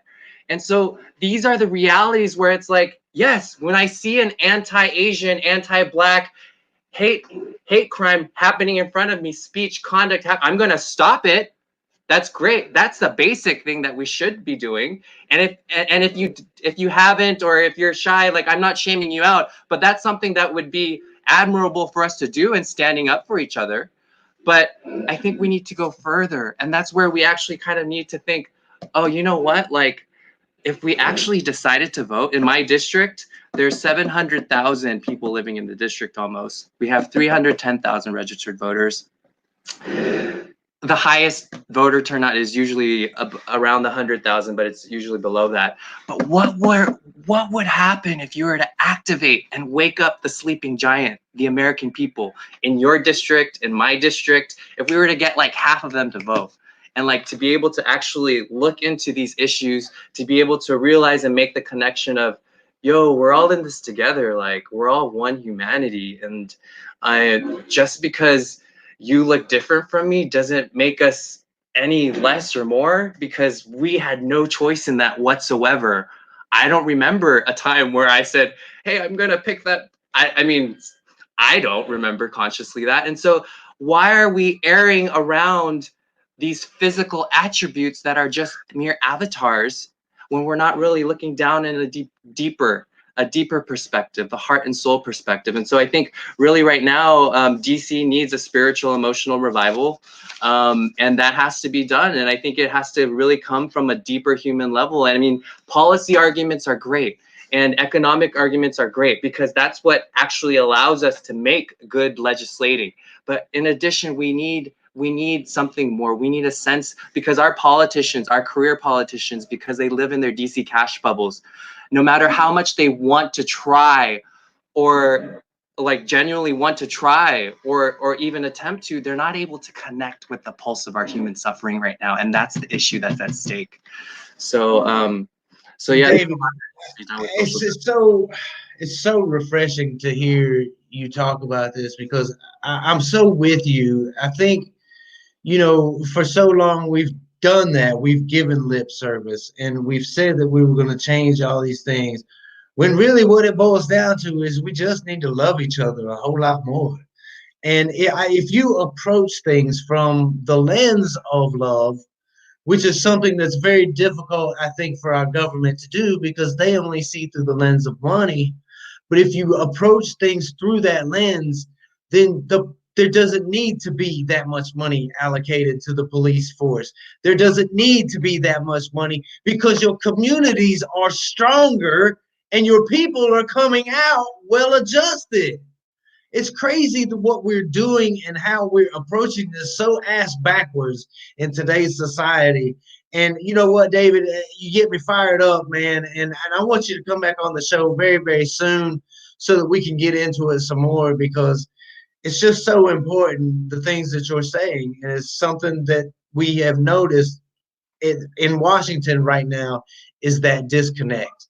And there is no connection to the American people right now. Yeah. David, thank you so much for being on the show tonight. Thank you so much, as always. For sure. Give out your website really, really quick. Yes, go visit. If I signed off right now, I'll get some slack from my team. Yes, go to davidkim2020.com. We do need a lot of volunteers. We have a lot of stuff coming up, so please go there to sign up. davidkim2020.com/volunteer, and then donate as well, and support. If you know 5 people, 5 family or friends that live in Los Angeles, tell them to vote November 3rd. We play 2nd out of 5, and we're advancing in this runoff. So we're gonna win. David, you keep kicking ass out there. I'm telling you what. I love you, dude, so much, man. All right, love you, bro. All right, thank you. Be good. All right, let me see if I can get rid of these technical difficulties. Wow, he is just so awesome. But right now, I want to bring on our next guest, because we like to keep it hot and we like to keep it heavy. Barrington Martin, how are you, sir? I'm excellent. How are you, my man? I'm doing great. I'm going to read your introduction real quick, and then I'm going to let you get started on the topic of social justice. Okay. All right. Barrington is a graduate of Georgia State University. Okay. Well, we'll let that go, but we love you anyway, Barrington. I'm just kidding.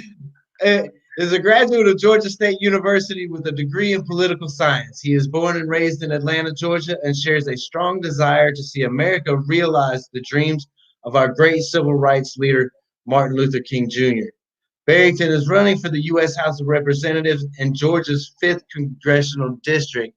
And Barrington, before we get started, I just want to say that I have heard a lot of stuff about you.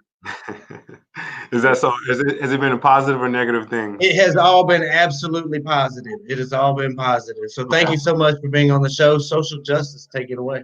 Okay, guys.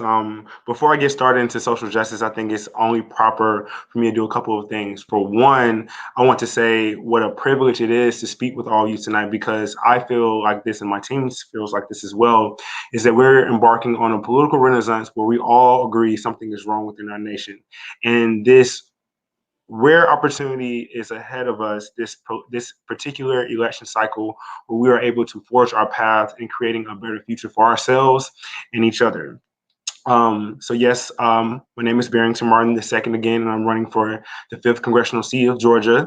I was born and raised in Atlanta, Georgia. I received my bachelor's from Georgia State University in political science, and I took a break from my master's program to run for Congress. I decided to run for Congress because, quite frankly, I felt that if you wanted something done, you have to do it yourself. Essentially, I felt that with everything going on in the world, we didn't have time to wait any longer for change to occur. And as we've seen with the coronavirus pandemic, we must begin to be proactive in solutions instead of reactive in solutions, like our wonderful government has been throughout the years. My district is predominantly Black and is home to the busiest airport in the world, in Hartsfield-Jackson Airport. We are home to Coca-Cola headquarters, and it's the birthplace of Dr. Martin Luther King Jr. The service and the entertainment industry is what keeps my city running. We have some of the best restaurants, and we are a known city in the United States as a go-to for a good time, not only for the locals, but for tourists as well. I don't know if you guys are familiar with this saying, but it's called Atlanta influences everything, and that is the truth. We influence things from music to media and basically anything in general pop culture. I'm pretty sure some of you guys have heard, or if you don't know, I'm running against a 33-year incumbent.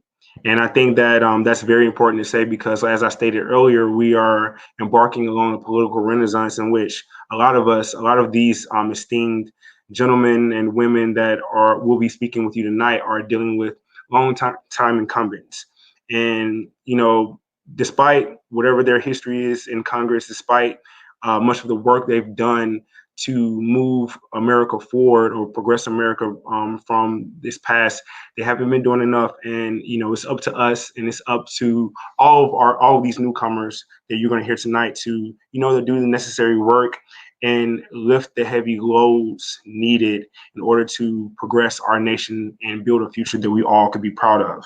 Now, for most of my working career, I'm going to get to the social justice in a second, but I got to tie this in together.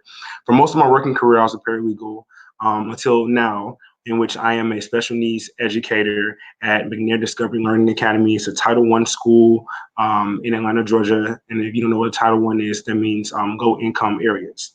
Okay, so in 1 year teaching, or just a half a semester before the coronavirus happened, I was able to discover that teachers weren't the problem that I thought they were. Teachers are a fraction of the problem within the school system.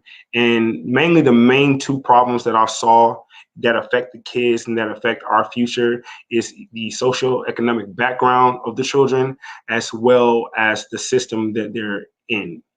The reason I say this is because there's a macro and a micro parallel that I'm gonna get to later, but I'm gonna tell you about the micro parallel. Of course, the children don't get a chance to choose the situation they were born into. A lot of these kids endure, and most of the time they suffer in silence, acting out to cope with problems that, you know, little kids shouldn't have.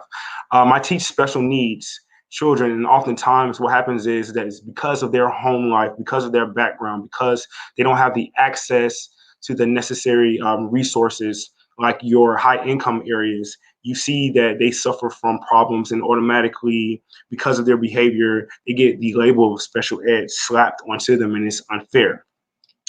The lack of their structure manifests in behavior issues, and the system fails them by not being able to provide the necessary resources they need to better their situation. And what happens is it creates a cycle of problems that persist within a given community for generations. So what I mean by that is when you're coming from, or a lot of these children are coming from low income areas or neighborhoods, they don't have resources, they don't have money like other areas do. So what happens is that, you know, for example, when you don't have the funds to have a proper after school program, when kids are in a low income area, when their parents have to work and they're not able to, you know, see their kids after school time, the kids result in accumulating bad behaviors that result in crime. And what happens is you see a cycle of this gets passed along from generation to generation to generation.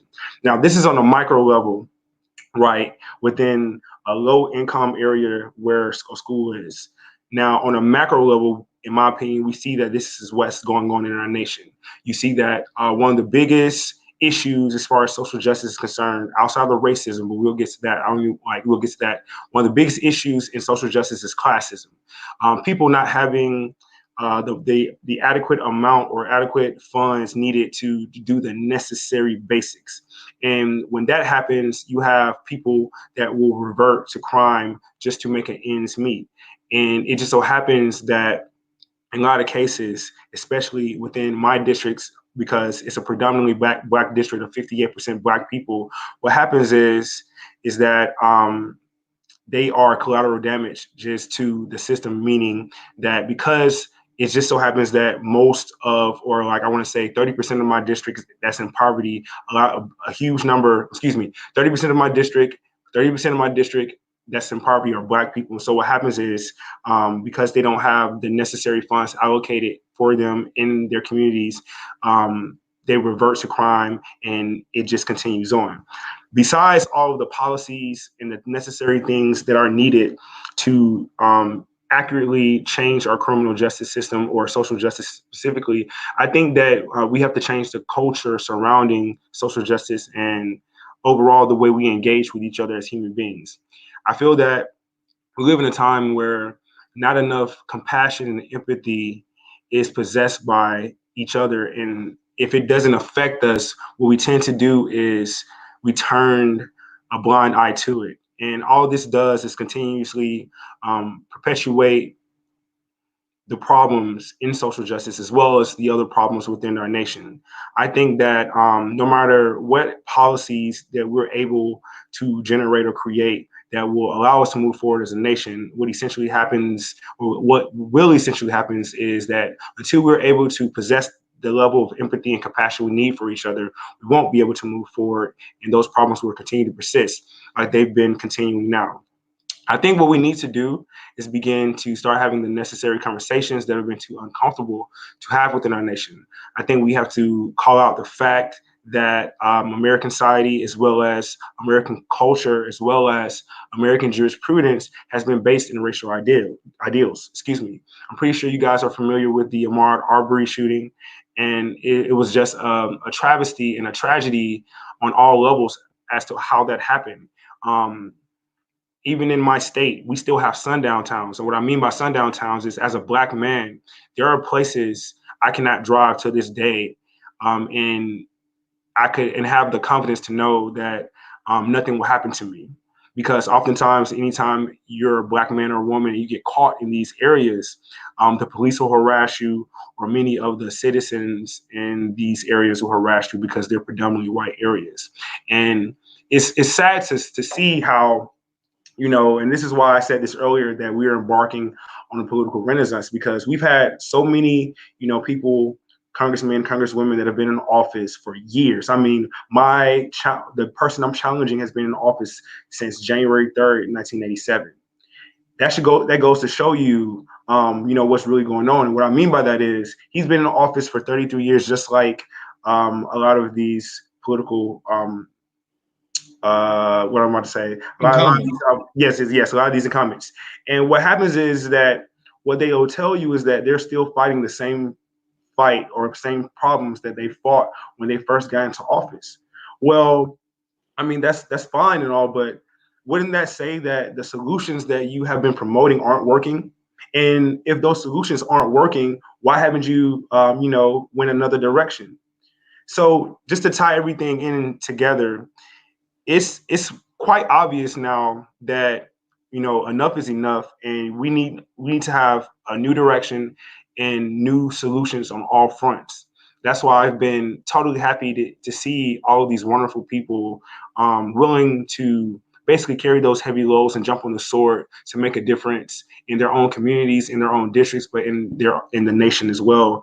And I think that as we continue to move forward, we just have to be accountable to ourselves, and we have to be accountable to each other to make sure that we hold our public officials accountable for the things that they are not doing for us. And I think that's very important. Beyond all of the policies, beyond all the criticisms that we are able to give our government and our elected officials, we have to criticize ourselves and understand that we are a huge part of the political process, and that we cannot allow anyone to take that away from us, no matter what.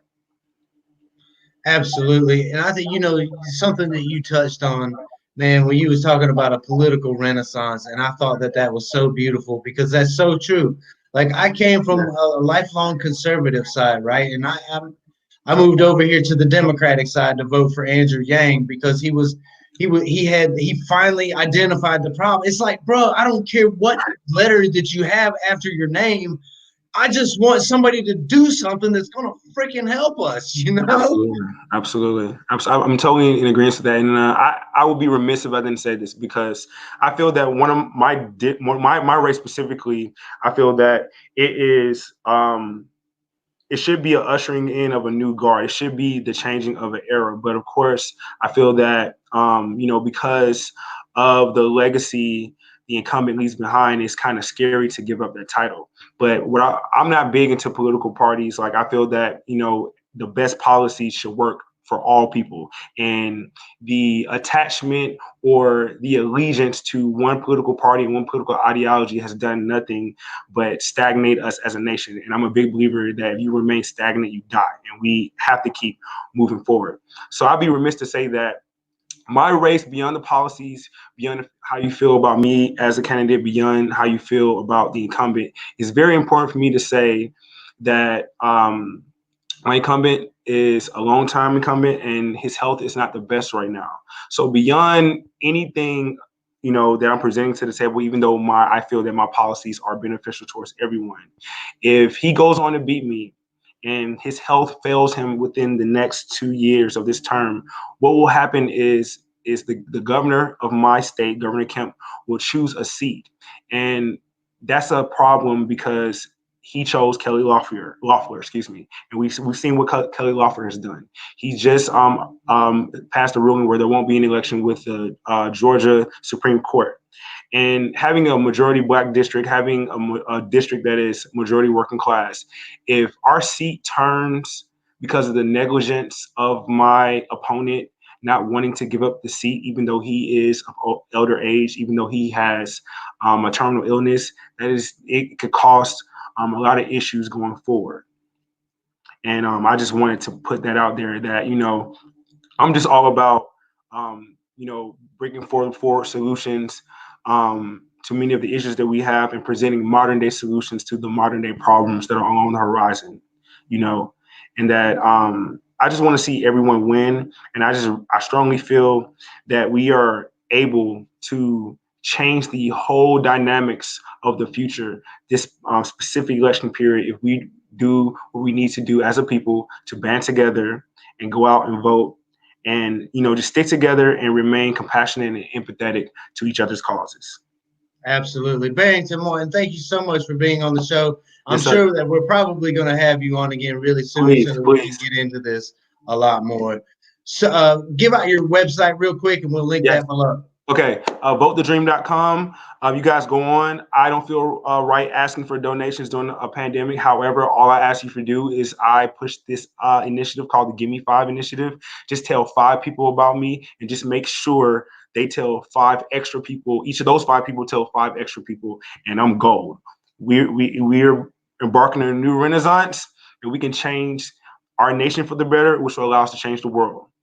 Votethedream.com. Absolutely. And I got a sister down in Atlanta. I got you. All right. I appreciate you. Thanks so much for being on the show. Take care. You too. Thank you. Barrington Martin. Awesome. I definitely got to get him. He has got a perspective that's very, very a fresh one. Speaking of fresh perspectives, this has been a long time coming. Heidi Briones, how are you? Good. How are you, Russell? What's going on? Doing great, doing great. So as you know, tonight's topic is social justice, and I'm going to read your intro, and I'll let you have the floor. All right, Heidi is a UBI warrior who spread the humanity forward message far and wide in Oregon's 1st Congressional District. She joins us tonight to discuss social justice concerns in her district, as well as her experience campaigning for the U.S. House of Representatives. Heidi, take it away. Absolutely. Well, thank you so much for having me. I got to say, I'm a lot more relaxed than I have been in a while. So if you want to just chat and go back and forth, I'm totally into that, because I've been meaning to talk to you for a while. So I'm happy to keep it a little more casual, bring a little more levity to the topic, even though it's a serious issue. But I will talk about social justice. It's absolutely vital to me, and it's why I ran. Essentially, social justice does come down to economic justice. And that's what we're all fighting for. We're all fighting for people to have their basic needs met. And that's what's so important about a universal basic income, and why I ran. Well, you know, after I was so inspired by Andrew Yang's message, I wanted to keep it going. So I went ahead and ran on basic income, which to me is a social justice issue. If people don't have their basic needs met, then that's a social problem. And you see down the line how those problems start, both with you know, more crime when people don't have money, with more drug use, with mental health issues, with actual health issues, you know, people eating foods that they shouldn't be eating and getting sick from it. It goes all the way down the line. When people do not have their basic needs met, you have social justice issues. Of course, it goes deeper than that. It's not just about basic income. There's racial inequality. I'm also a big proponent of reparations, and shout out to Marianne Williamson for endorsing me. That might have been part of why she did, so I appreciate the love. But I think that there is a karmic debt, as Marianne talks about, in our country. I mean, the facts are is that we benefited and profited off of the labor of other humans. You know, kept them as slaves. And if we don't reconcile with that, we're always going to have this issue in this country. There's some fundamental things that we need to fix. I don't think that reparations will fix all of it. There's a lot more we need to do, but that is one way to start to make things right and go down that path. I also think that so many things with social justice have to do with poor drug policy. So I'm definitely in favor of decriminalizing drugs. And I made that a central part of my platform as well. I think that the drug war has just become a war on people, and it's not helping anybody. So we need to stop attacking people personally and actually start to help them. So I think if we address those issues, then we'll make some headway there. I do want to talk about my campaign though, since I'm supposed to. Russell, did you have any questions for me about my campaign or anything associated with that to get me started, or what did you guys want to hear about?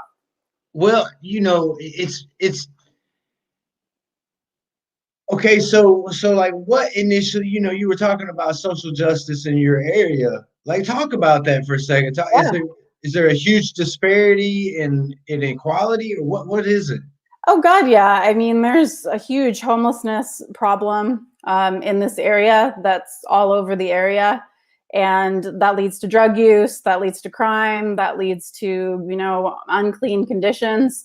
So you do see that. You see literal crime on the streets and people using heroin on the streets of Portland in the district that I ran in. And you see homeless people are now being pushed out of downtown, and you'll see them all the way in the suburbs. You see, you know, tents everywhere if you do go downtown. It's a serious issue. I mean, that to me is a social justice issue, to have people living on the streets and the only place that they can find shelter sometimes is by committing a crime and ending up in a jail cell. And that's just wrong and inhumane. So that's definitely something that I talked about a lot in my campaign. You know, Heidi, it's crazy because not long ago, we flew out to Portland and Yes. we covered the Andrew Yang rally there. And Portland is a beautiful city. And, you know, their slogan is "Stay Weird, Portland." And it's so great because there's one of everybody. But you know, there's a whole lot of homeless people out in Portland, and it's so sad to see. And we interviewed someone, and they were telling us about how, you know, the crackheads would rob the homeless people. And it's just like, what? Homeless people are getting robbed? And it's just like, they're getting robbed for their phones. They're getting robbed for whatever it is that they have. And it's just like, how the hell is a homeless person, are you supposed to get ahead in the game when you've got to worry about the crackheads stealing your phone? No, you can't. You literally can't. And I've talked to so many homeless people that are like, yeah, I'm trying to get a job. I'm trying to do this. But whenever I try, I get something and it gets stolen, or I have nowhere to put my money because I can't get a bank account. So then I try to get these prepaid cards and somebody will steal that. And I don't have any fraud protection. It's just it's gone. So there's a lot of things that come with poverty to where it's impossible to get out of poverty when you're that low. That's why having a basic income is so important. That's why it's one of the things that is so important to me, because people just need money. Honestly, they don't need another social program. Sorry to say, that's important. But what they need first is cash. The social programs are great, but if you don't have your own cash, you don't have your own freedom, your own autonomy to figure out what you're going to do and have that consistency of income coming in, then you're just going to fall back into your old habits as soon as you want to, because you don't have your own autonomy with your own money. So I think that's so important to give people that dignity so that they can lift themselves up off of their feet. You can't pull yourself up by your bootstraps if you don't have boots. People have said it, and it's just a fact. I mean, you can't do it. So UBI provides those boots, and I would love to see nonprofit organizations in Portland working to help get homeless people, bank accounts, debit cards, like having some simple system where they could receive their UBI once it's passed into law, and making sure these people can get it. And that's something that they could do and have the resources to do once we're all getting basic income. Once that homeless person has money coming in, they're not going to be a homeless person for very long. And that's beautiful, because then they can just be a person and we can stop poverty actually by doing this. And it needs to happen. So I don't see a better solution.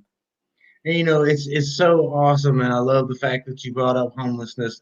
I know a lot of tonight's focus has been about, the social injustices that the African American and Black and Brown communities have been experiencing. But something that we don't take into account a lot of times is there are a lot of minorities in that homeless number. And it's so sad to see, and it absolutely breaks my heart. And it's something that we've been fighting against for a long time here at this channel, because we were homeless at one point in time. Mm-hmm. And it's not because we wanted to be homeless. Of course Most not. people, breaking news, don't want to be homeless. Most No. homeless people just want to get their shit together because something in their life screwed up and they were never able to recover from it. And the fact of the matter is, we're all right there, pretty much. We're all one step away. Yeah, that's how it happens. I mean, literally, you can go from living in an apartment, having a job, losing that job, and we live paycheck to paycheck. 1 month, then the next month you're homeless. I mean, that's how fast it can go. That's how fragile our economy and our system is. We don't have a real safety net. So anybody can end up there, and we need to start recognizing that could be you, that could be your sister, that could be your mom, that could be your brother.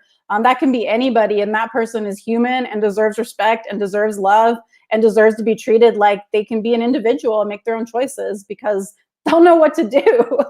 like they're people and they know what they need most, and we need to recognize that. So it's definitely important to me. I think it spans a lot of issues overall. And Heidi, it's even more important because you're out there, and one of the things that was really, I don't know, it kind of irritated me about Portland is, maybe it's because it is so pervasive with the homeless problem is, but it's almost like people out there don't know what to do about it. It's almost like it's so pervasive that it's become part of the scenery, and people just tend to maybe push it to the side or ignore it because they don't know what to do. So in these last few minutes, talk about what you would do if you were in charge. Absolutely. Well, I mean, first of all, I would pass a basic income, and I would set up nonprofits so that they could help these homeless people to get their funds, whether it's setting them up with addresses, starting a bank account, whatever that might be. But I think that's where you need to start. You need to get the money into people's hands. Besides that, we need to create affordable housing. We need to have actual dorm style, like studio apartments, so that we can create lots of them so that people can have a way to get themselves up off their feet, rather than right now they have to stay in like motels, other things to get to that next level to where you can get into a home that you want to be in. We need to create not just shelters, but actual places where they can have their own space. So I think that's very important. So I would work to create more affordable housing so people can have studio apartments. In other countries of the world, studio apartments are cheap. Here, studio apartment costs the same as like a 1-bedroom. That's a problem. I don't know how they're getting away with that, but we need to make studio apartments actually affordable. That's how they have a lot of affordable housing in other parts of the world. So we need to do that. We need to fix our drug policy, decriminalize opioids, make sure that people have safe injection sites. That's a huge problem. It's a health problem. And we need to make sure that everybody has a universal healthcare system, especially with a focus on mental health access. Everybody should have somebody that they can call whenever they're feeling a certain way or that they might get down, because that's related to homelessness, is mental health issues. So we need to address all of them. And that's what I hope to do. And I hope to do that, with some friends here and build that coalition. It's for sure. And it's crazy because last week we had on a gentleman, and he was talking about how it's not that we have a resource problem. What we have is a distribution problem.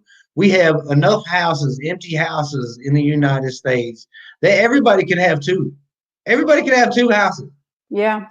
We could cancel the homeless problem just like that if we really wanted to. But the problem is there's too many resources in a lot of people's hands and not enough resources in another group of people's hands. And I think the universal basic income would go a long way in resolving that whole issue there, that whole discrepancy. Because as human beings, we should have basic needs met simply because we're human. It should be an intrinsic right as a society. Like, let's create that Star Trek future and not that Mad Max future. Absolutely. I absolutely agree. I mean, it's time. So I'm still working on it. Universal basic income is always going to be my priority. However, I can move the needle on that is what I'm up to now. So I'm still working on this, and we're not going anywhere until, you know, we get universal basic income for everybody, and then we're still not going anywhere. Then we're going to flourish. For sure. So talk really quickly about what's next for you. Yeah, I wish I knew. I mean, right now I'm just taking time to relax and spend time with my wife and, you know, figure out, you know, what I want to do. Either way, I want to work on making universal basic income a reality. So I have to look at what the best lane for that is for me. If that's running again for this seat or for a different seat, or if that's, you know, working for a nonprofit, or starting a nonprofit, or helping to support other UBI candidates is something I'm very passionate about. I want to make sure that we're running UBI candidates at every level, all across the country, and creating an actual wave. We can't be so spread out. So one thing I want to focus on is recruiting more people to run on UBI, helping them out, getting them the resources they need, connecting them where they need to be connected, and making sure that we keep this going, because I can't keep it going on my own. So we got to spread it out and make it bigger.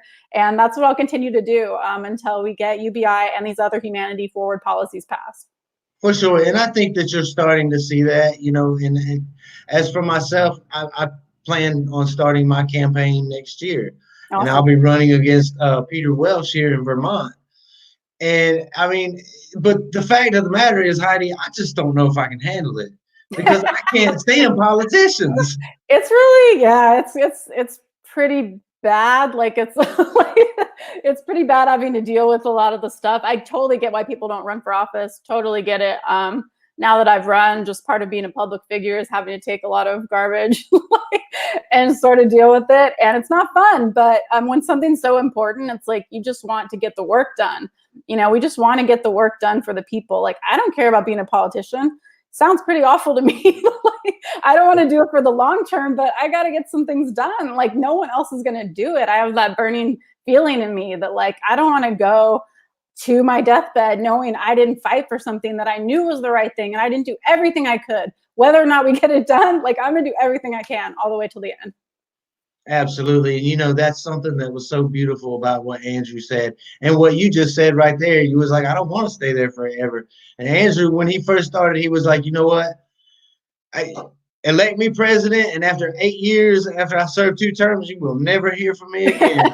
But that's the mindset that we kind of need to take now, because, you know, we sit here and we see the politicians in Washington, and they're going on fucking break, and people are starving in the streets. Their rent's not getting paid, and they're not. Oh my gosh, it frustrates. They don't care, Russell. They don't care. How are they going to care? Like, this is what I'm trying to get through people's heads. I mean, you're not going to care when you're worth, like, you know, the incumbent I ran against is worth $7 million. That's like 7 times what Andrew's worth, probably. So, like, that's how wealthy she is. She is so disconnected from what is going on in real America and with our economy. She has not lived in it for multiple decades. So when she lived in the economy, it was totally different. And that's what these politicians think. They're like, oh, just get it done. Just go and get a job. Like, what's your problem? Like, just pay for all your stuff like I did. I did it all. Oh, you didn't grow up in this economy. like it's sickening. It's absolutely sickening, Heidi.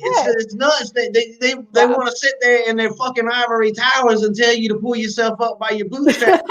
And you don't know what the broke folk vote goes through on a daily basis, man. We're deciding whether it's diapers or something to eat or paying the rent and trying not to get kicked out. And once that happens, what the hell are my alternatives then? Because the fact of the matter is, most of us can't afford to just go rent another place. Most of us can't afford to just go get another job. I mean, it's crazy the state of what we're seeing in the United States. Yeah, they're so out of touch, and we just need to get them out of there, whatever it takes, however we got to do it. It's not going to be easy, but we have to usher in a new generation of people that actually care, want to help people, and are willing to mentor the people, you know, coming up after them. Like, these people aren't even willing to mentor their predecessor because they're so full of ego.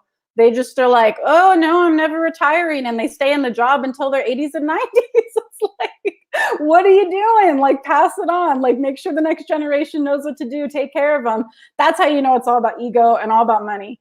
And straight up, we need to get rid of as many of those types of politicians as possible because they're ruining our country. And it's not a joke. They're literally destroying it. You are so correct.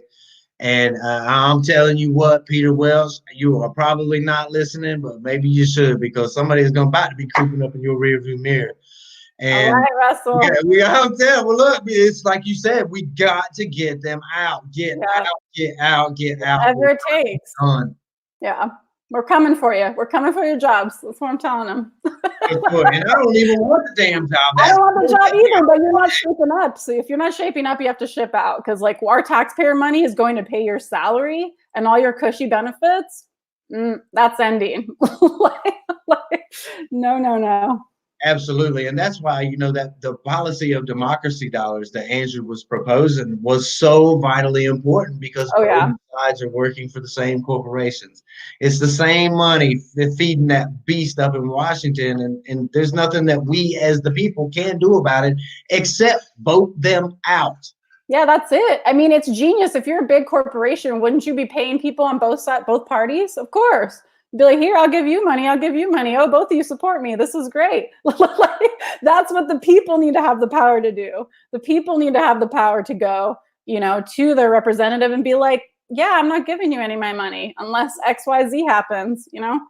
And yeah, I mean, it's a huge problem. So I think that washing out that corporate money will do a lot of good. Absolutely. Heidi, thank you so much for being here. I know we ran a little bit over, but I wanted to thank you. And is there any last words that you want to pass along? Yeah, I would just say, if you're watching this and you're passionate about these issues, look at what it takes to run for office, you know, at whatever level you feel comfortable with, but go big, because the worst part is, you know, if you go big and it doesn't go right, that's okay, because you still tried and you still learned something and you still, you know, kept the movement going. Okay, so just get out there and try something, like run for office, do something crazy, do something big that you don't think you can do to move the needle on these issues if you care about them. That's all I can say. And reach out to me if you ever need anything. I mean, my Twitter's right there. If you don't need to go to my website or anything like that, just like reach out to me directly and let's talk and let's work together. Awesome. Heidi, thank you so much for being on the show. We will definitely have to do it again sometime really soon. Russell. You're awesome. Thank you. Well, that's probably, it looks like I tried to go over with Heidi for a few minutes. We did have another guest who was supposed to be booked. He may have run into some issues or something, and we'll see if we can get him on here in the future.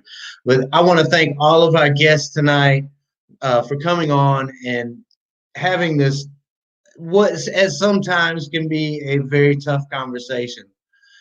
And that's the subject of social injustice and social justice. And it's a tough conversation that we absolutely need to have. It doesn't matter how tough a conversation is. If you really care about somebody and you really love somebody, then you will be willing to have a conversation, even if it's tough. In the meantime, we love each and every one of you out there. Thank you so much to our Patreons and our donors. It is awesome that you support this channel and you allow us to do the things that we need to do, because it takes all of our voices. And if we can use this platform to help y'all, oh my goodness, you know what? Pump the brakes, y'all. Pump the brakes. All right. This dude, all right. He just showed up. Out of the blue. So, Hey, Russell. I Russ, actually didn't press the last button to join the waiting room. I was waiting. I was watching the show. oh wow, that's so funny. Russ Cirincione, correct? Yeah, you nailed it. Hey, I mean, tell me the descent of that name. Is it some Italian? Yes, yes. I'm an Italian American, my third generation. So, and by the way, you have a great first name. I love it, and there's far too few Russells in this world as far as I'm concerned. But it's so funny and the reason I knew how to pronounce your last name was because for a long time I worked for an Italian bistro, and it is it's so funny because my boss he came up to me one day and he was like, "Hey," he was like, "You want to learn some Italian?" I was like, "Yeah, sure." He was like, "Get in the fucking trunk," and I was like, "Are you Oh my kidding me gosh. right now?" That is great, but I'm going to read your introduction and I'll let you get into the topic of social justice. All right. Russ is an attorney who has dedicated his career to fighting for housing rights in the New Jersey and New York metropolitan areas. He has helped provide affordable housing for the working middle class, and last June, Russ helped pass legislation which protects tenants from predatory lending practices. Russ is running for the U.S. House of Representatives in New Jersey's 6th Congressional District. Thank you so much for being on the show. Take it away. My pleasure, my absolute pleasure. Thank you for doing this. So I mean, everybody tonight made great points, and I think it's a conversation that we don't have enough about really what justice means. To me, in the general value sense, right? Justice is just fairness for all, and it must be our guiding principle for all of our policies, for our programs, because really it serves the common good. And I believe deep down, the majority of Americans care about each other, and we've heard it over and over tonight that a bunch of candidates and activists, we are all people who care about other people, and everyone's mentioned that.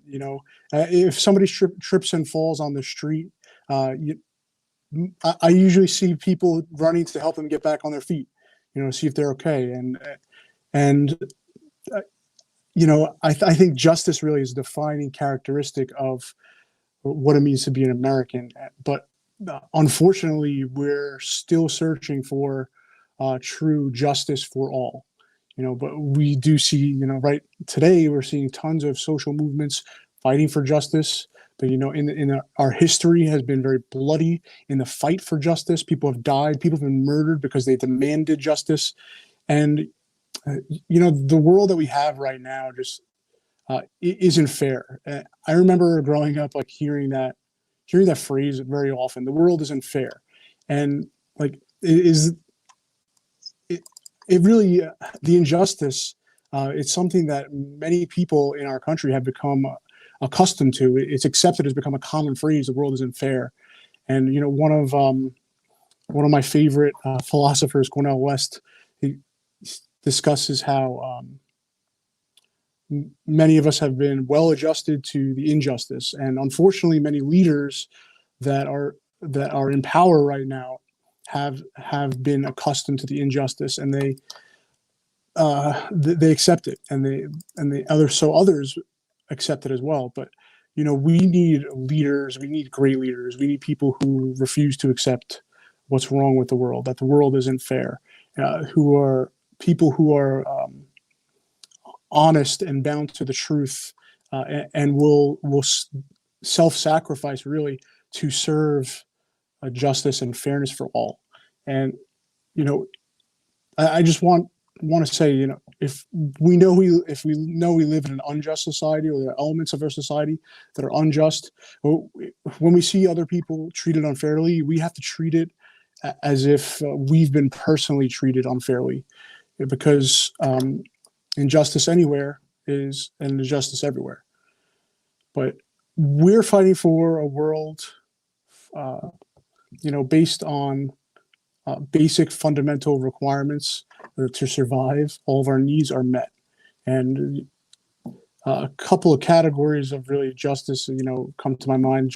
But in justice in opportunity, we deserve opportunity for all people. And in New Jersey, we actually had some really big news in December. Undocumented immigrants can now get a driver's license, and it's really a huge win for undocumented immigrants here, because too often many of us take the privilege to drive for granted. I mean, even something as simple as driving isn't an opportunity available for everyone in our country, and we're still fighting for economic justice in every realm. I'm a union man, and I think unions are a great way to increase democracy in our workplace, and I fully support unions. I've ranked one of the top 3 politicians, quote unquote, that favors union rights. And when we look at our economy, there's so little planning to meet our human needs. There's no planning for even our basic survival things like food, water, housing, energy. None of these things are guaranteed, but we have to start looking towards social justice, economic justice, and to guarantee these things. That's why everyone, I think pretty much everyone tonight discussed how important a universal basic income is, and I know you care about that a lot, right, Russell? For sure, absolutely. It would guarantee economic justice if we have to participate. If we need money to participate for our basic survival, a UBI fulfills that need. And a federal. I also support a federal jobs guarantee as well. I don't think they should be mutually exclusive, but it's also about guaranteeing opportunity for everyone. That's something that's so important. I'm sorry to interrupt you real quick, but I had the opportunity to visit New Jersey, and it was really weird because at first it's almost like there's this air that it's almost like they don't want to make eye contact. They don't want to be out and about, but it's almost like if you get them to talk, it's like, wow, people in New Jersey just like open up, and they're just such beautiful people. But it's almost like there's this air of uncertainty there. Talk about that for a second, if you could. Oh, so an air of uncertainty. We have beautiful people all across the country, right? And New Jersey in particular, we have great people here. In like metropolitan areas, you're used to being like bombarded with things like advertisements, and somebody's always trying to sell you something, or we're always really, we're used to being bombarded with these things that really multinational corporations put in front of us without our consent, right? So like advertisements is a big thing, like billboards constantly, but so that really has many people put up a guard to to kind of try and filter those things out, because there's so much outside noise that in order to focus on ourselves, you have to really put up a wall. But once you make that initial introduction and say hello to somebody, everybody's like I said, people here care about each other. We care about each other. And that was very evident from my time that I was able to spend up there. The people do care about each other, and it was very beautiful for us to see. But talk about your opponent and where does, like, on the social justice scale, like, where do they fall? So he's a corporate Democrat, and he takes lots of money from the multinational corporations that are essentially strangling Americans on a daily basis, right? So big pharma, health insurance companies, even Wall Street, lots of lobbyists. And one thing in particular that's so upsetting to me, the incumbent I'm challenging, he single-handedly has the power to call a vote on Pramila Jayapal's Medicare for All bill. and he will never ever pass Medicare for all because he's been paid not to. Last cycle, he took 40% of his donations came from pharma and insurance companies. So I believe in universal healthcare. It's about healthcare justice, and that's one of the main reasons that I'm running to have another vote for Medicare for all. But honestly, if I don't win the primary, he's the chair of the Energy and Commerce Committee, and that power, that position, he can decide whether any bill like Medicare for all or a Green New Deal ever gets to a vote. And thus far, he's been blocking it, and the buck stops with him. So I think we have to guarantee universal health care as a right, because that's also part, it's part of social justice as well. Because, if you can't afford health insurance, then you really don't have health, you don't have freedom. Are you free if you can't afford health insurance to get the care that you need? So my primary is July 7th, and we have a little under 50 days to make tens of thousands of phone calls. And we've been ramping up our phone banking significantly. But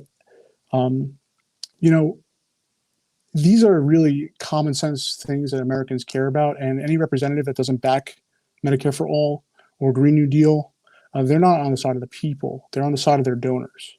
And we have to get the money out of politics as well. I would absolutely agree with that. And I wish you the best in your race. Really quickly, give out your website where people can go and they can either sign up to support your campaign or maybe to phone bank for you. Thanks, Russell. Yeah. So my website is russforus2020.com, and volunteer. And we're doing phone banking every single day. Weekends we're overtime. And so we have trainings every day. We have recorded videos that you can watch. Honestly, we have a little bit of fun when we're doing it too, because political revolutions should be a little bit of fun. Political revolutions should be a little bit of fun. That's I mean, you might as well have fun while you're doing it. I guess I couldn't agree more. Right, Russ, yeah. thank you so much for being on the show tonight, and I hope that we would like to extend an invitation to you to come back on the show for a more in-depth interview if you would like to at some point in time. For sure. I accept immediately. Yes, definitely. Thanks, Awesome. Russ, thank you so much for being on the show. Yeah, pleasure. Good night. Thank you. An awesome night of democracy discussions. I will have to say that Russ interrupted my beautiful, eloquent, outgoing speech that I was working on a while ago, but it's okay because I'm glad we got to get him in here and talk to him for a minute.